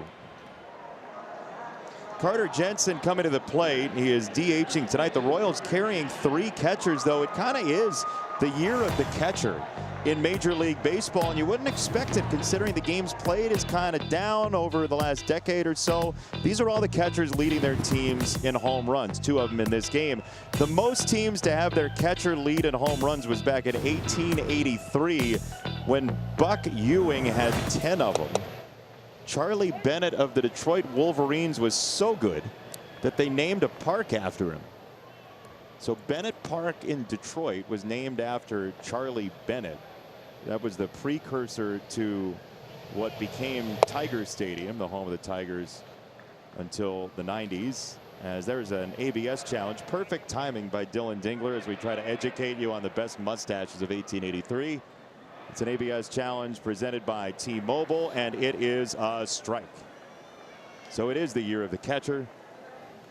One catcher on the other catcher getting a strike. 0-2 to Jesus to Jensen. How about those mustaches, though? There was a sort of Raleigh Fingers one in the bottom left there. I just like you could lead your team in homers with 5. With 1. Or 1. All you had to do is hit 2.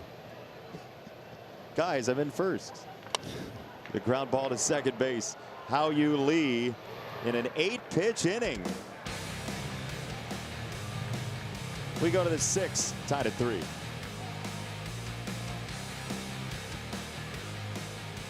Gets to every MLB game. Can I get a couple?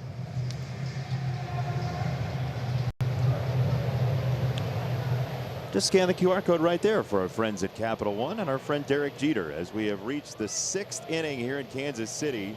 Tigers and Royals knotted at 3. Spencer Torkelson against Nick Mears, the right-hander who came over from Milwaukee and threw 23 times 3 days ago.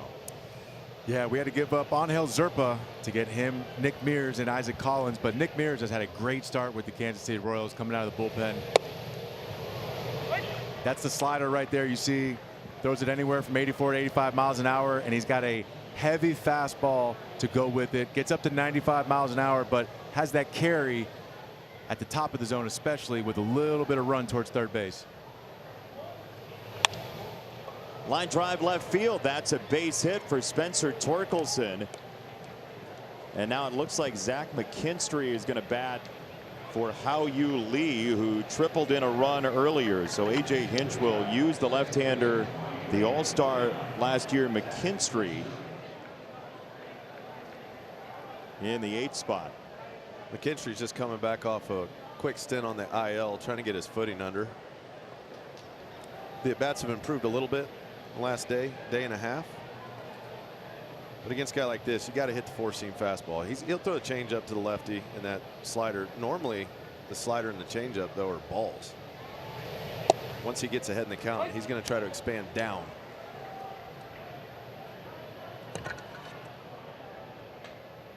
He's ahead here, 0-1 on McKinstry.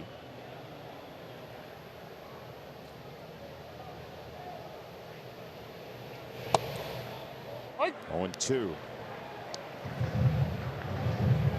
You know how many pitches you get in a big league game to hit, Haas? On average. Not many. And the 3, ones you 2. do, you cannot let go Tigers by. are taking a lot of pitches over that white thing out there we call home plate. Slider in the air to left. Isaac Collins, 1 away, 1 on for Zach Short after this word.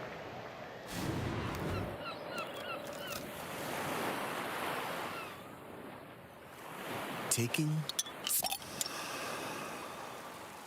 a little breather. Corona, La Playa awaits. A.J. Hinch is going to use Gage Workman to pinch hit. So Workman, who was drafted by the Tigers in the 4th round back in 2020.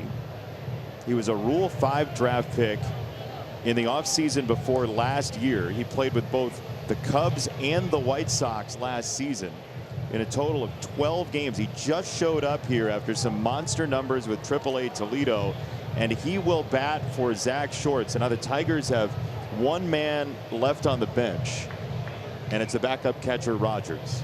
Yeah, they're going left-hand heavy. AJ's trying to get runs on the board now, and Workman has had a really good year in AAA. OPS over 1,000, handling the bat very well. And that'll get you a call up right there. You break for about a month and a half. Your team's got a lot of injuries. You know he's pumped up right now. Needs some hitting too. Perfect time for him to come up. Mears to Workman. It's a strike. You saw Daniel Lynch, the 4th, getting loose in the Kansas City bullpen. He has become a major strikeout threat this year. Yeah, going to be interesting here to see if Workman learn from your teammate. First pitch slider strike. Let's see if he's on the fastball. Let's see what Mears decides to do. It's a high fastball. It clangs off of Diaz, and no advancement from Torkelson. He's stuck in the mud over there. He retreated back to the bag, didn't even give it a chance. That's twice in the last 2 innings the Tigers have not taken an extra base on a ball that got slightly away from a catcher, Andy. You know, when things aren't going your way, you're not playing aggressive. You're not looking to take the extra base. He shut it down very quickly as soon as he went back to the bag. And I think it was a high and in throw, so he thought he maybe was going to go for a back pick out the gate. Workman in the air to right field. Caglione is back at the track and the wall, and Gage Workman sends it up and out. His first major league home run in his first at bat as a Tiger, and it's 5-3 out of nowhere.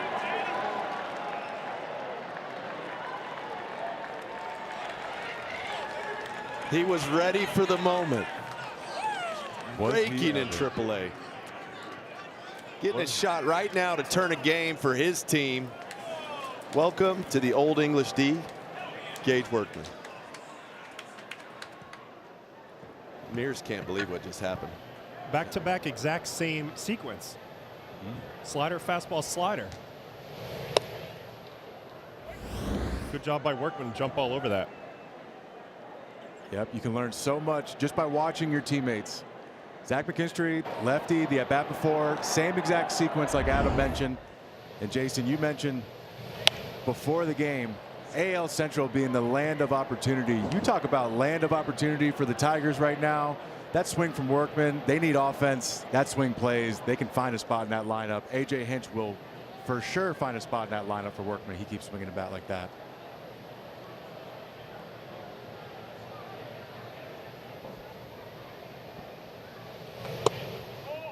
That's a ball, and that's a challenge. Here it is again on the home run for Workman. His 4th career major league hit is a home run, and that is a strike. It is strike 3, and there are 2 away. Diaz wins the challenge presented by T-Mobile. So, Andy Dirks, pinch hitters are currency to A.J. Hinch. Gage Workman just got right into the manager's heart. Yeah, he did. He went for it, bringing the hitters out quick, paid off.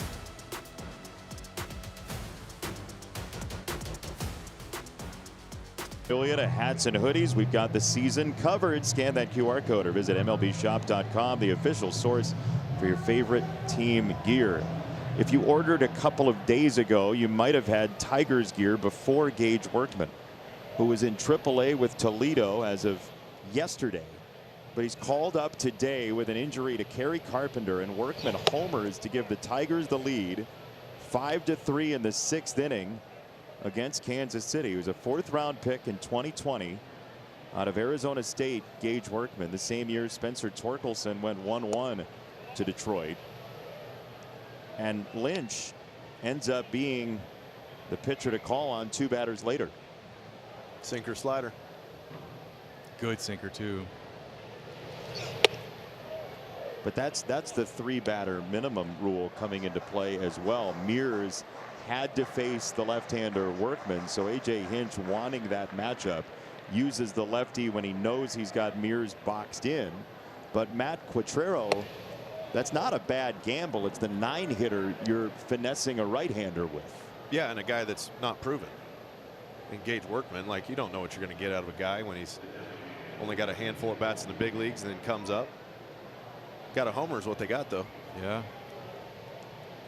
But now you get another left-on left at bat because Jahmai Jones, Colt Keith pinch hit for Jahmai Jones early in the game against the righty.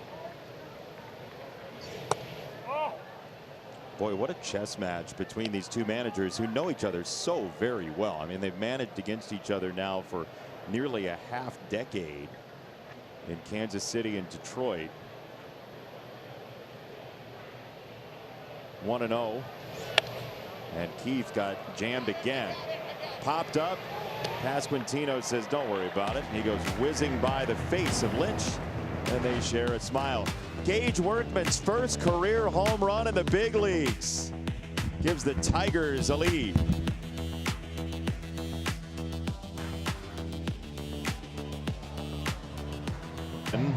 Just in a Tigers uniform for the first time. He's drafted by the Tigers, Rule 5 away from them. And his 2-run homer gives the Tigers the lead. He's at 3rd. McGonigal moves to short from 3rd base, and then Zach McKinstry into 2nd, where Hao Yu Lee was previously stationed.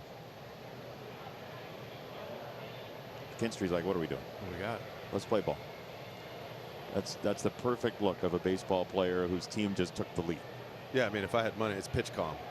Usually, it's been better this year. But last year, there was like a pitch calm issue every game. I don't know who puts the batteries in those things. Well, one of the highest paid people in the world has got to be pitch calm technician, because they are scarce and they are necessary. It's a specialty for sure. On a nightly basis. Can you major in pitch calm in any sure. school around the country? Is there a school where you can major in pitch calm? Sounds like a good time to bring in Adam Ottavino. We are not qualified to answer that. Respectfully, Dirks. Otto, you ever been to PitchCom trade school? No, but I've had my PitchCom malfunction. So what actually happens, dude? Like, what is going on here? It just stops working all of a sudden. You're waiting for something to tell you what pitch to throw, and then you get nothing. But let's be honest, though, right? Sometimes you forget to charge it. You know, I was always very diligent giving it directly to the man who was going to be charging the pitch comms, but I think oftentimes my teammates did not follow through the same way. I often saw Harrison, who was our pitch comm charger with the Mets, rifling through lockers after games looking for pitch comms. All right, we're back and rolling here, but I've also heard that sometimes there will be a PitchCom issue because somebody forgets to put the right language on PitchCom. Yeah, or just forgets it altogether, forgets to put it in their hat when they run out there, and then they're like, oh. Have you done that? Not me, of course not. Not me. No. Yeah, you know, never me. Official good kid Adam Ottavino would never do that. Never. No, I follow the rules. 1-1 from DeJesus to Lofton. So kids on this Mother's Day, charge your PitchCom. Charge your PitchCom. That's right. That would have been a nightmare with it. I'd have left it on the nightstand at the hotel. Yeah, or turn it into the PitchCom coordinator. Yeah. 1-2 is inside 2-2. I love that Ottavino still remembers the PitchCom charger Harrison by name. True gentleman out there, Adam Ottavino. Nothing but class. PitchCom coordinators are people too, guys. 2-2 is hit in the air right side of the infield. That's Zach McKinstry. It was worth the wait for McKinstry. One away for Jack Caglione. Look at this double. Just keep on rolling. Oh, a little Limp Bizkit. I got you right there, Jason Benetti. Good drop, but he has exit velocity for days. I mean, Jack Caglione, when you're talking about metrics, the ball does not come off a bat harder than Jack Caglione's.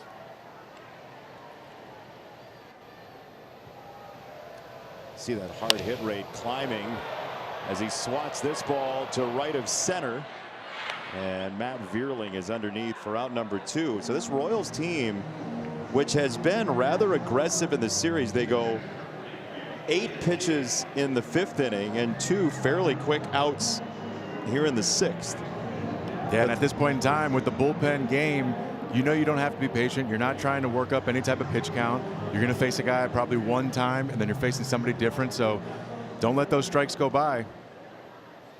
Andy Dirks has been saying it all night. Don't let those free ones go by. Get ready to hit. Yep. Andy Dirks has been losing his mind on every take of a fastball tonight. Yeah, you know, hitting, you got to be aggressive against big league pitching. If you let them get ahead in counts, they will own you. 2 strikes, it's tough to hit with 2 strikes at this level, especially when there's guys on base. But there's still a bullpen day, like Haas was saying. So Ricky Vanasco will come in at some point. It's not like they can just jump straight to Kyle Finnegan. There's still going to be some length that's needed in the next couple innings before they can get to Kenley. That Kenley you're talking about is Kenley Jansen, who's 3rd all-time in saves in Major League Baseball. And Kyle Finnegan, who the Royals jumped on Friday night, is the guy loosening in the Tigers bullpen. They want him for the top of the order. Garcia, Witt, Pasquantino. On the ground up the middle, just around second base. That's a fortunate roll for the Tigers that it didn't skip off the bag. And a 10-pitch inning for DeJesus.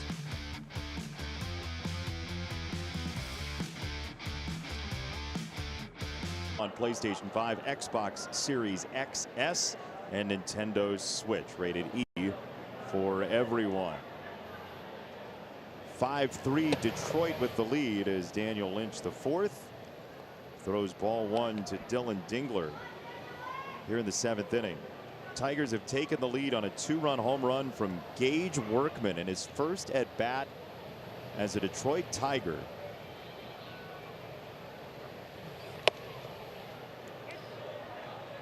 One and one, and now Daniel Lynch has been through a process that a number of relievers have been through over the past couple years. When you're asked to provide more high leverage at bats, the team wants you to find more strikeouts. And Adam, you've been there, you've done that. Lynch has really been aggressive about increasing his strikeout rate.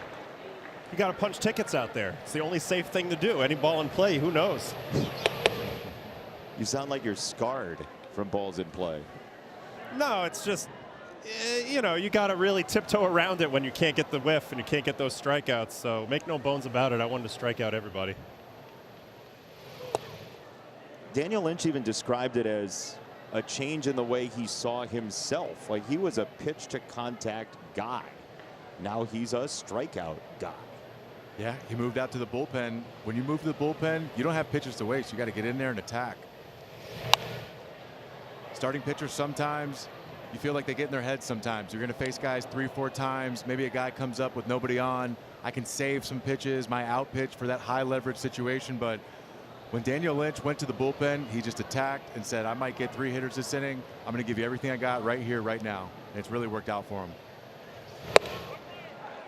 Called strike 3. Dingler is out. Lynch does punch a ticket to start the 7th.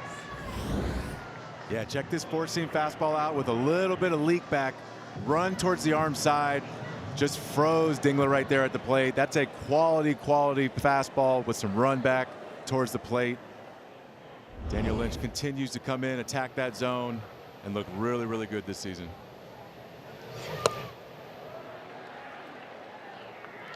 When you do slide back in the pecking order, you know, you get towards the back end of the game and the manager puts that trust in you. You know, a little bit of that killer instinct comes along with that too. You know, you start smelling those strikeouts when you get to 2 strikes. Got to get mad at yourself. Yeah, we learned about that with I mean, if that's what it takes, you know, if that's what it takes. Can't be nice all the time. Angry hitters play and say your prayers to the BABIP baseball gods, right? That's right. That's what I learned today. Yeah, you have to be kind to the batting average on ball and play gods. Absolutely. If not, you will pay. Well, that's why you punch tickets, so you don't have to worship them too hard. You can be atheist in this situation. 2-2 on Riley Green.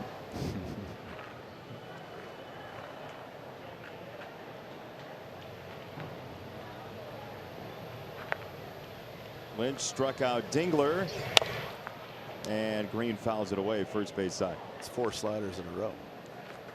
You love being a lefty against a lefty like this, don't you, Dirk? Eventually, if he throws too many, though, Riley will get him. Yeah, if he's got to locate it. If he locates it down and away, but you keep throwing enough breaking balls, the likelihood of hanging one goes up. Likelihood of souvenir just went up too, by the way. Likelihood of smiles is like 100% over in that field box there. As you see 5 sliders in a row. See, the problem is you start thinking, I think he's going to throw me a fastball here. Yeah, and you just can't give a change up down the line, right field corner. Riley Green has a double with 1 out here in the 7th. Well, it wasn't a slider. It wasn't a fastball either. Yeah, he got him in good rhythm and timing. Riley hung tough in the at-bat. One of his big improvements this year is not punching out as much, being tougher to handle with 2 strikes. Does a good job fouling off some tough sliders. Gets him a changeup down and in. Hooks it down the line. And there was a noticeable difference with Riley Green's 2-strike approach right there. You saw all the sliders back to back to back. Too good of a hitter to give the same look. Then you try and go change up, get creative. That's what the presence of a Riley Green in the box alone does to a pitcher. Get you thinking.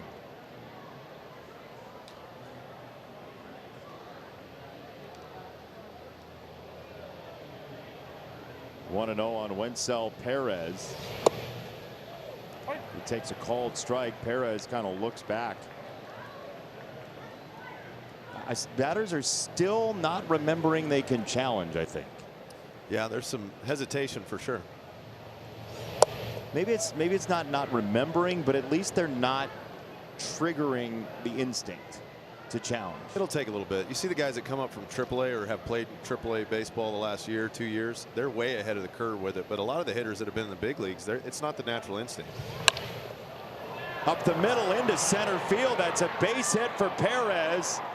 Riley Green around third, an airmail throw from center gets an extra base for the Tigers and a 6-3 advantage for Detroit.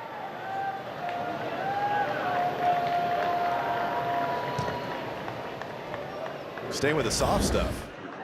Another changeup out of the left hand. Perez just bangs it back up the box. Isbell's going to come up throwing, and when he comes up throwing, pretty easy read once Riley scores for Wenzel to take second base.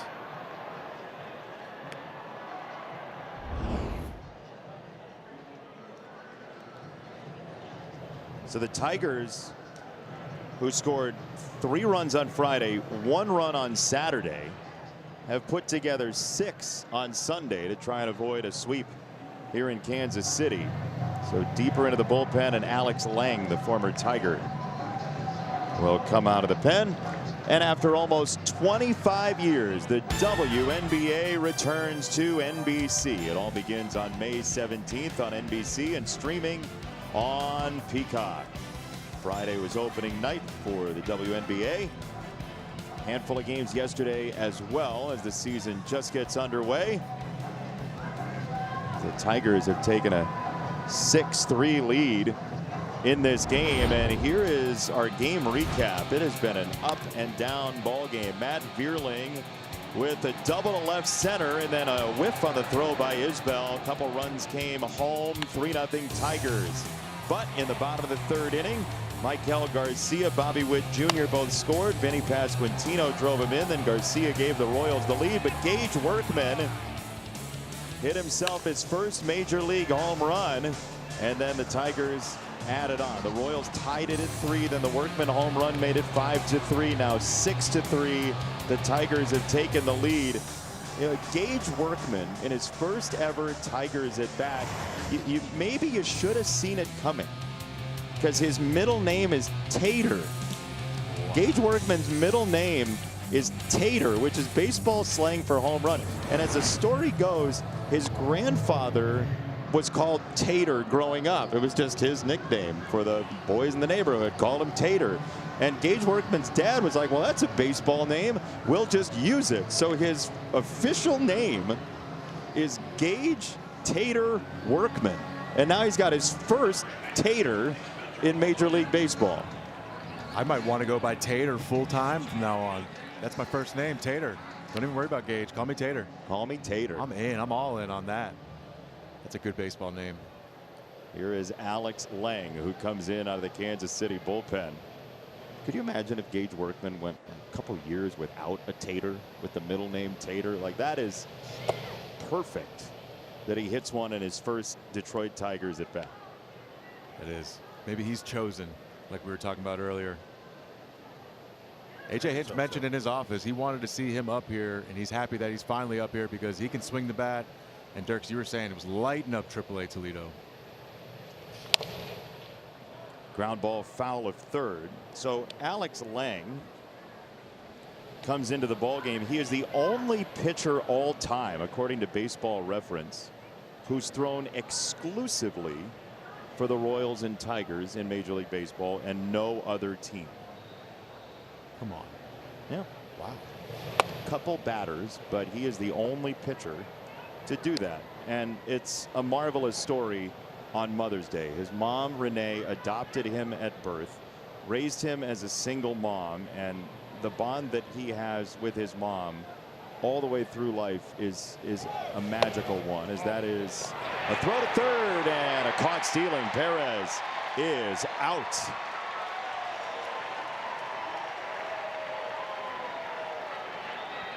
They know Lang pretty well. They know you can run on him. He's got a high leg kick. Pitch was a fastball. Perfect throw down to third. And that's right, Dirks, because I remember last time in Detroit when these teams faced off, Alex Lang came in the ball game, and the first pitch they took off stealing from first base. So they must have something on Alex. But Diaz behind the plate there. See him rocking that Mother's Day gear, showing off the cannon. He's got a good one back there. 3-1. And that is a strike. So 3-2 on Torkelson. That was challengeable. Usually when you go down to take off the old shin guard, you think it's ball 4. That's pretty good indicator you thought it was a ball. It's been a couple of those where the Tigers hitters are just not wanting to pull the trigger, tap the helmet. 3-2 from Lang. That is ball 4, and we check in with Amit. Yeah, I talked to Alex Lang before the game today. He was adopted by his mom, Renee, basically at birth. He said that his mom was everything to him, single mother, raising Alex, fostering his baseball abilities. And I was asking all the guys, what was your favorite meal that mom made growing up? And he goes, mom worked a lot. And so I was the cook growing up. So she was at school, she was a teacher, she would work late. He goes, I made a bunch of chicken and pasta. That was my way to thank her and contribute back to her with all that she's given to him. It's a beautiful story, and Alex Lang, a nice comeback story as well in Major League Baseball. He gets a ground ball from his former teammate, Zach McKinstry. It's the Tigers by 3 on Mother's Day.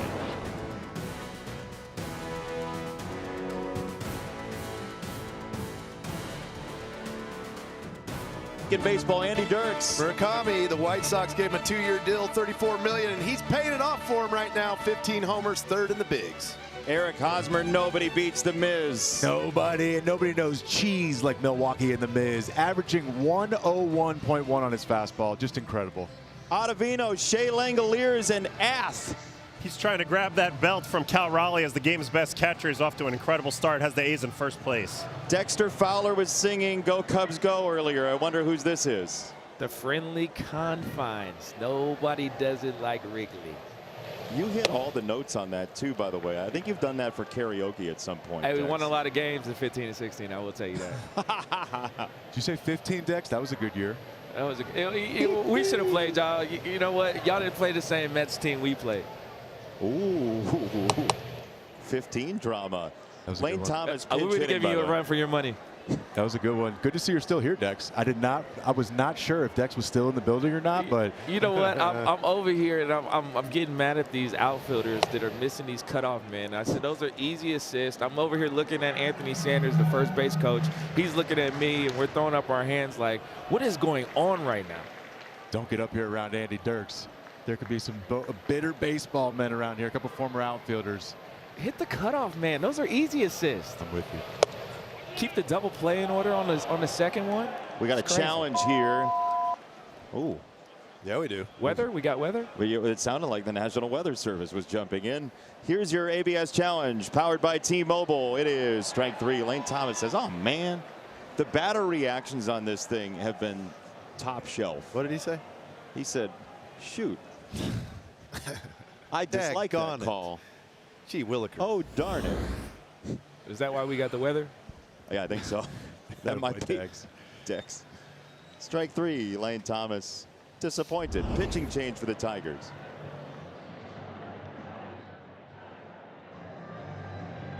All day on Peacock and NBCSN with the Miami Marlins visiting the Tampa Bay Rays at noon Eastern. What a juggernaut the Rays have been. And later on Sunday Night Baseball, the San Diego Padres of Craig Stammen face the Seattle Mariners at 7 p.m. Eastern, exclusively on Peacock. What an entertaining series between the Padres and Cardinals that just closed. Padres walked off the Cards today 3-2 and 10 as Kyle Finnegan enters for the Tigers out of the bullpen. Andy Dirks, he is the 5th pitcher used by A.J. Hinch tonight. Yeah, and he'd be considered a leverage arm for the Tigers. He's got a good 4-seam fastball, works it at the top of the zone, the split down. He's also been trying to throw the fastball at the bottom rail a little more this year to get the hitters to freeze, thinking that it's going to be a split.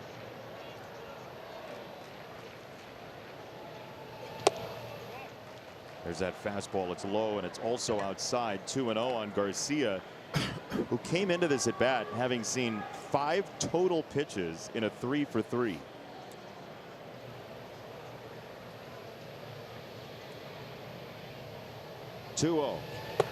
Is now 3-0. Michael came out swinging. No reason to wait around. We've talked about it all night. Strike 1's going to be the best one you see as a hitter. When you look at that strike box, the pitchers, they're trying to be in the box for strike 1, and then you're just trying to nibble, get corners from that point on. So be ready to go from pitch 1. Finnegan 3-0. He misses upstairs. And now Bobby Witt Jr., who tonight, for one night only, has been walking up to Humble and Kind by Tim McGraw because his mom, Lori, chose it for him. Lori is in the Bahamas right now for Mother's Day. As she should be. While Bob is playing. What a life. Yeah, it's a great life. And she's earned that. She's earned every bit of that. Lori Witt, we all know Bobby Witt Sr. was in the big leagues. Professional athlete. As the story goes, we heard, she chose the song because that's the song that she and Bobby danced to at Bobby's wedding. That's incredible. That is incredible. Bobby Witt Jr. always shouts out Lori Witt, saying she's the athlete of the family. She's where he created that mentality. Chopper to third, could be two. Here's the turn. It's in time. McKinstry fires it over there to cut down one of the fastest runners in all of baseball. 5-4 to 3 to the 8th.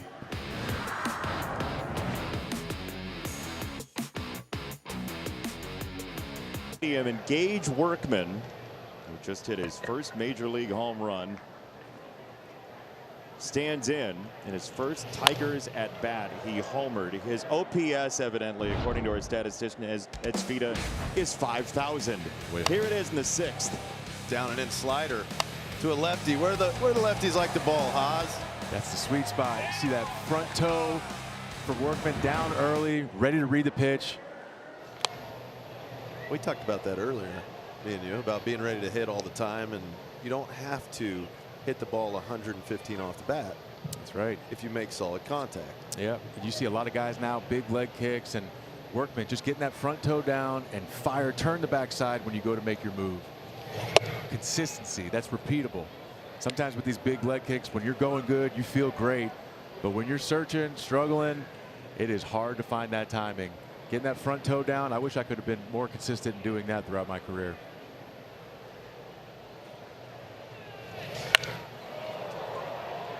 Workman to center. Lane Thomas makes the catch, and now this. At Ace, no matter how you grill, we've got the perfect one for you. Because only your local Ace has all the best brands in one place, like Weber, Big Green Egg, Traeger, and Blackstone. That sounds pretty perfect. Ace is the place with the helpful hardware, folks. Thanks for joining us tonight here at Kauffman Stadium. Adam Ottavino is inside the pitch. Down in right field, Andy Dirks, Eric Hosmer, Jason Benetti, our entire crew. Dexter Fowler, Ahmed Fareed on the pregame and have joined us to wear out Eric Hosmer. Dexter wins Chirp of the Year on the telecast. Good job, Dex. Absolutely. I couldn't let that one slide. You know, you can let a lot slide, but not that. That was a quick jab. Quick jab. Had to throw it out there. 2015. That was our year, Dex. Listen, I know you're America's leadoff hitter. I get it. You were here early on. You set the tone. We went about 5-6 innings there. I need to see that big league smile, buddy. Good to see you. Good to see y'all. I think he meant it. I felt like he meant it about me and Andy and Adam. I don't know if he meant it about you.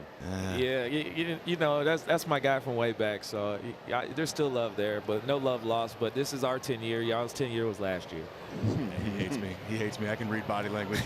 He's off me. It's a ground ball foul. When is the reunion from the 2016 Cubs, Dex? July 17th to 19th, I think.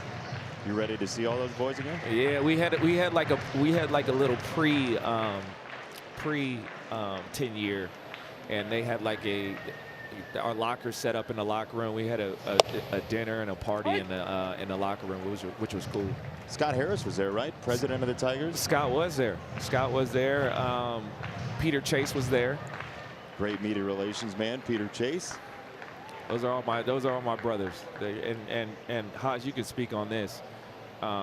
They'll be your brothers for life. I mean, winning the championship, there's nothing like it. That's right. You are forever connected with that group from Chicago Cubs. And every 10 years, we were 10-year celebration, 25-year celebration, 30-year for the 85 team. So you're exactly right, Dex. You are killing Dirks up here. Dirks, how's it feel? No comment, Dex. No comment.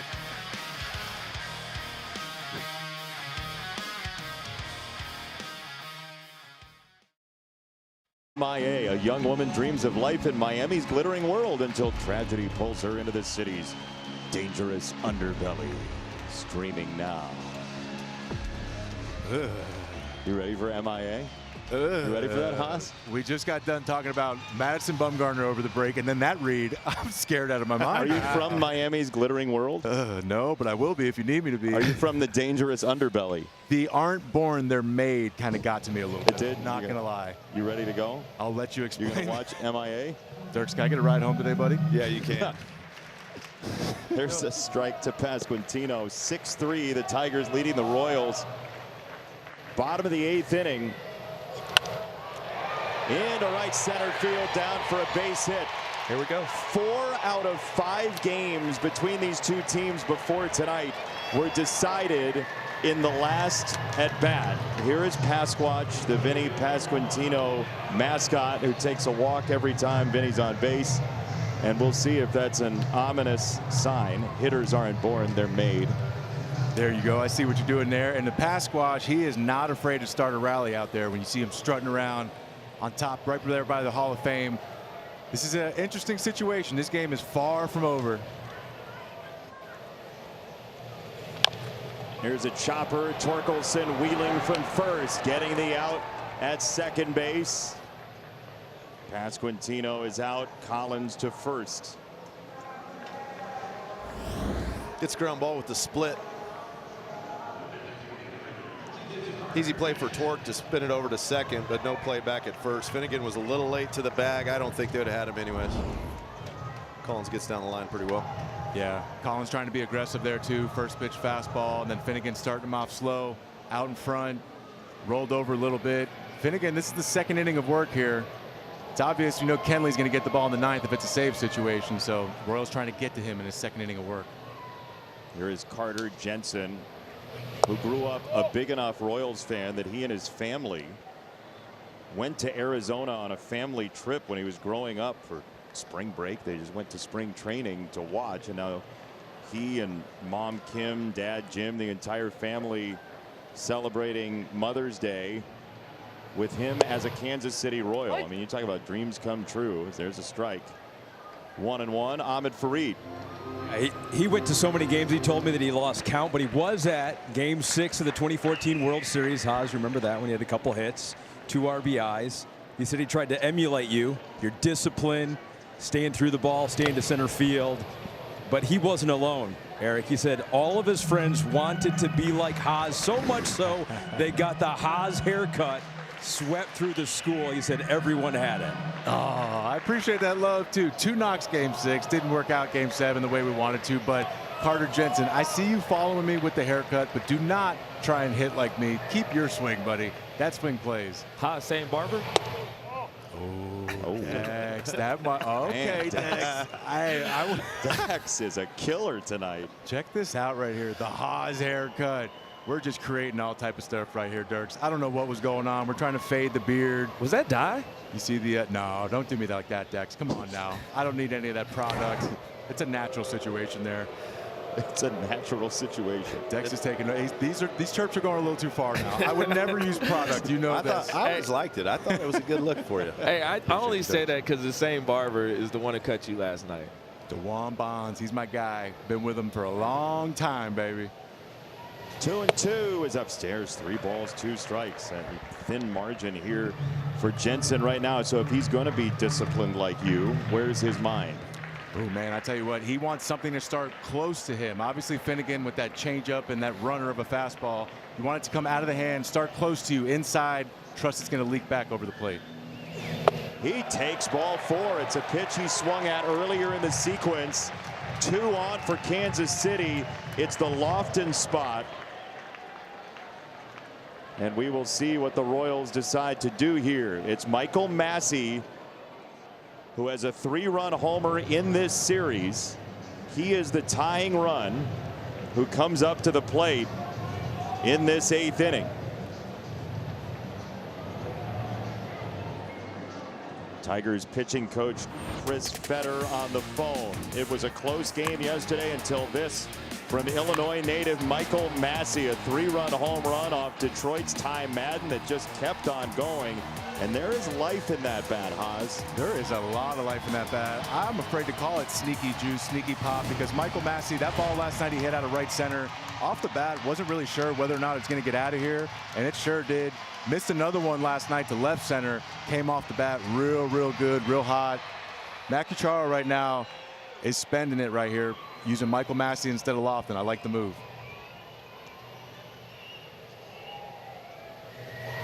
Well, it came up beautifully the reverse on Friday night. He hit Lofton against a left-hander and got the jackpot on it in their walk-off win on Friday night for Kansas City. 0-1 to Massey. Throw down to second base is high. Collins is back. 0-2 on Massey. Adam, how you putting him away? Triple up on the fastball up. He struggled with the fastball on the year. He's not near that. No reason to change it. Just got to keep it above the zone.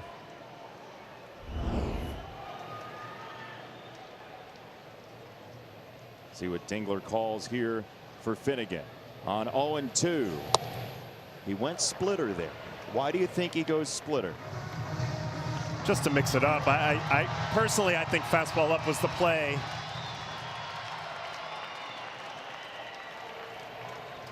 Massey talking to himself, awaiting a 1-2. See if Finnegan goes back to that fastball on the 1-ball, 2-strike pitch.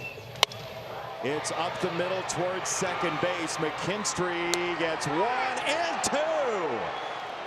Bang, bang at first. It's a double play for McKinstry, McGonigal, and Torkelson. We'll see if the Royals challenge. No. Location, location. Throws the ball away, a little broken bat. Look at the turn for McGonigal.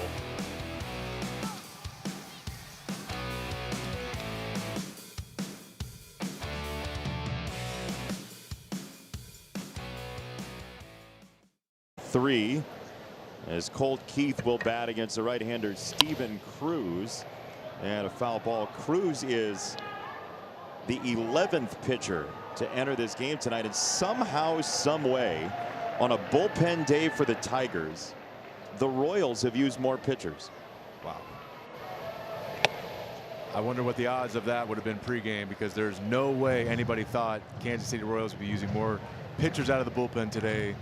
I bet even A.J. Hinch would have said there's no way that Kansas City Royals are using more bullpen guys than us today, but it's baseball. That's what they say, right, Dirks? Yeah, the Tigers got to Noah Cameron. They got his pitch count up early. Fastball to 99, elevated by Cruz. One down here in the 9th inning, and the NBA playoffs continue tomorrow on NBC and Peacock. The Pistons and the Cavs, after a phenomenal game 3, will play game number 4 in that series. The Pistons a 2-1 leader. We already saw the Knicks sweep out the 76ers earlier. Timberwolves are up 105-101 at last check. About 2 minutes to go in quarter number 4. That's over on NBC. Game number 4 of that series. It's either a 3-1 lead for San Antonio, or the Timberwolves can even it at 2. One down for Dingler. Just a quick tip of the cap today to our colleague Mike Tirico. One of the best play-by-play announcers to ever do it was the commencement speaker at our alma mater, Syracuse University, today. It's an incredible honor. Congratulations to Mike. Had to mute the text thread of all the Syracuse people for all of the congratulations. My phone was exploding during the game tonight. Mike is one of the best people in this industry.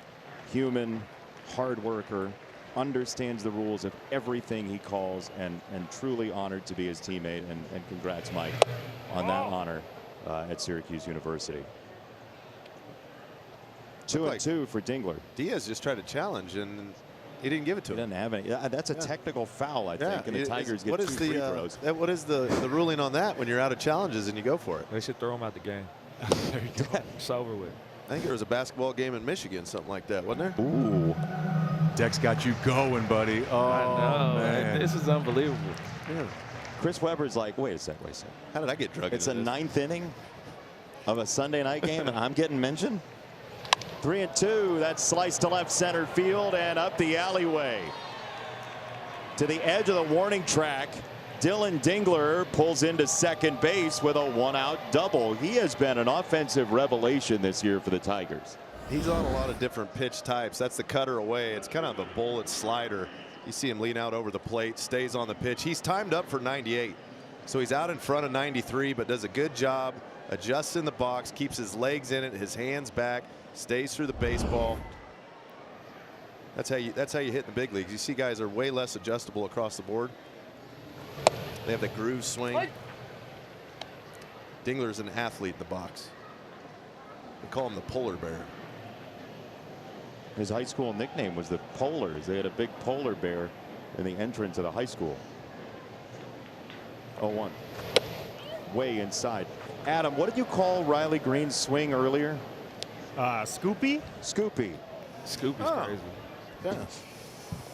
It is pretty Is what it is. Is what it is. I mean, I think he's got the most tilt in the league. Swing tilt.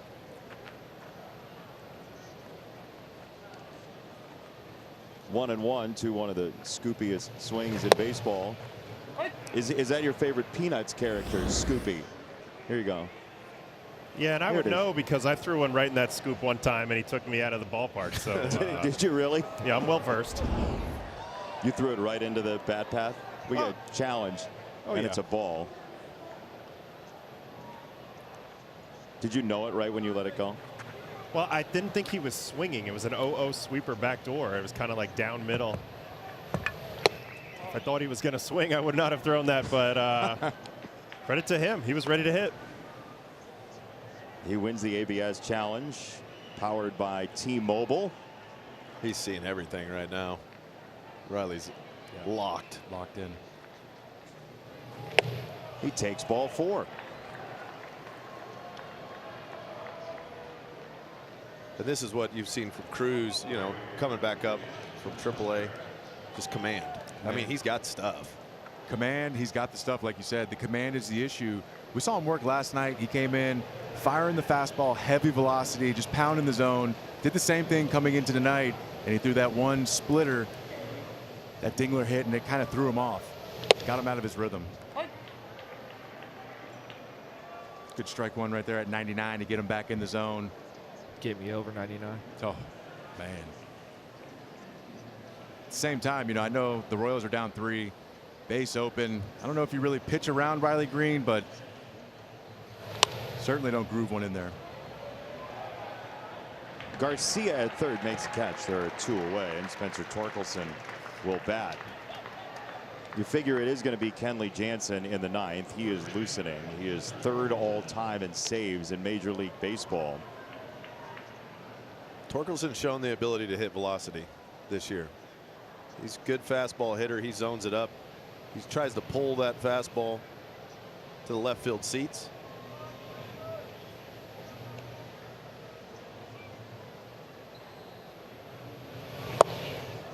It's a cutter. Caught him cheating. Yeah. Take your shot. If a guy throws 98, you got to be geared up. Looking one pitch, fastball. And if you swing through it, tip your cap, go to the next pitch. Still on the heater. And you see Spencer making the adjustment last at bat or a couple at bats, whichever one it was, comes up with runners in scoring position. Probably let a couple good pitches go by. So good adjustment there, saying that's not going to happen again. Coming up in runners in scoring position. Good aggressive mistake right there, if that's what you want to call it. Oh, man. Yeah, and that's the difference. You know, you get strike one, you get a cutter over the plate. Now 98. As a hitter, you no longer have the ability to anticipate a fastball because you have to honor that cutter that he threw for strike one. That's good pitching right here from Steven Cruz.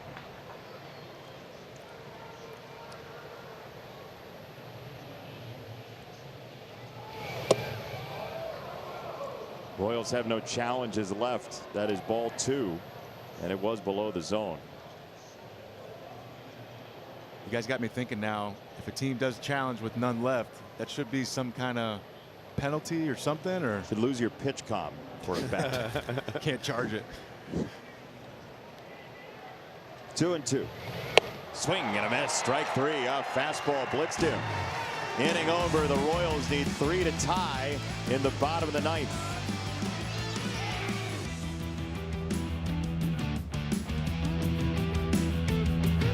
At auctions.mlb.com. A great gift for mom as Mother's Day winds down across Major League Baseball. And Kenley Jansen of 482 career saves, 3rd all time, is out to the mound. He has not pitched a lot recently for the Tigers.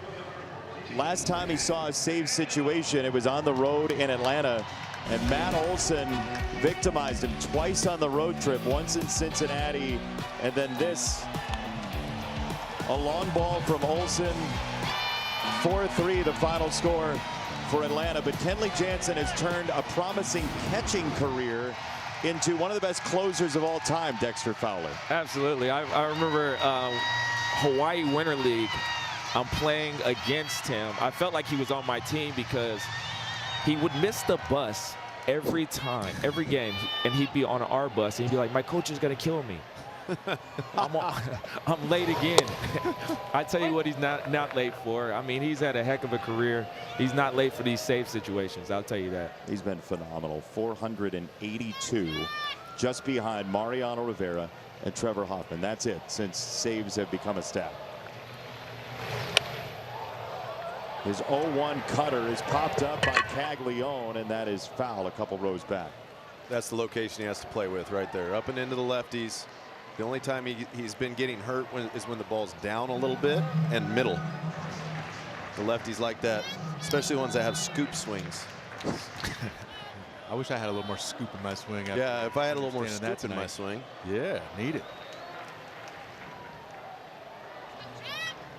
0-2 from Jansen. Shattered bat, popped up left side of the infield and one away. Gage Workman makes the catch. Oh, does that give you cold sweats at night thinking about that pitch right there? Oh, I can relate to that, Jack Caglione. This is what Kenley Jansen does right here. That cutter on the inner half. Oh, man, you see it just absolutely sawing off Jack Caglione's bat. I think his thumbs are still at home plate. That's enough, Dex. That is enough. Let's go. We don't need any more chirping out of Dexter down there. It was a good one, though. I got to respect it. Starling Marte will hit. And he takes a strike. I think for most people, they don't understand. There's a difference between like a four-seam looking cutter and the bullet cutter that's more of a slider. Yes. Very few guys throw that true cut fastball that out of the hand, it looks just like a four-seam. You think you're on it, and it moves into a lefty away from a righty 2 or 3 inches. Yep, similar to Mariano Rivera. I mean, you're taking the at-bat, you're swinging at the pitch, you're seeing the ball in a certain spot, thinking this ball was middle in, wherever it was. You then go back to watch the video, and you're like, this ball was way in on me. I didn't see that ball like that live on the field, but like you said, Dirks, it's just a cutter that you cannot pick up and see well. Like that. He was all tied up. Starling Marte, who's seen a ton of Major League Baseball. He's 37 years old, and he looked like he'd seen that for the first time. Yeah, you just don't see swings like that from Starling Marte. Another guy with that front toe down, so he can read these pitches early. He can see it out of hand, but that cutter, just something about it you cannot pick up with Kenley. You cannot pick it up out of hand well. That was one of those where I think you'd want to have a challenge back. I believe he called that. Jimenez called that strike 3, and it looked like it was above the zone. The Royals are out of challenges, so 2 out. And Lane Thomas is the batter.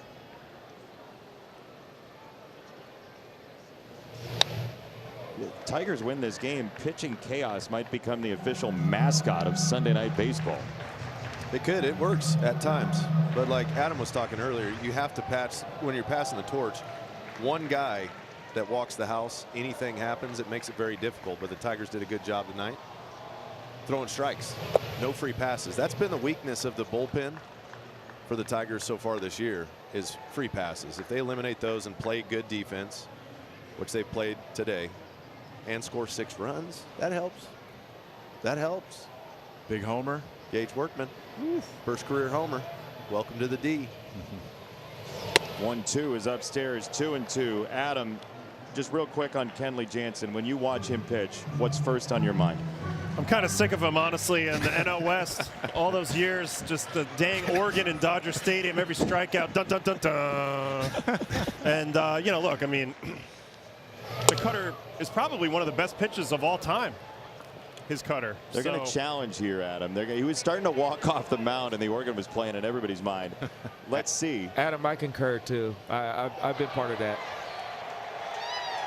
Yeah, I mean, it's a unicorn pitch. It's got crazy amount of lift. It goes left. It's very hard to figure out. So, I mean, he's one of the all-time greats, though. 3-2 from Jansen. Swing and a miss, strike 3, and Kenley Jansen finishes off Save number 483 in his major league career. And the Tigers break a 5-game losing streak entering tonight. They win 6-3 and pick up a game on 500 and first place Cleveland over Kansas City, who was looking for the sweep. Tigers needed that. After losing 5 in a row, they need a win here. They didn't want to get swept by a division opponent. Now they're going to head into New York, try to keep the mojo going. Gage Workman right there with a big 2-run shot. First home run of his career. And he will join Ahmed Fareed when we come back to Kansas City. 6-3, the Tigers beat the Royals.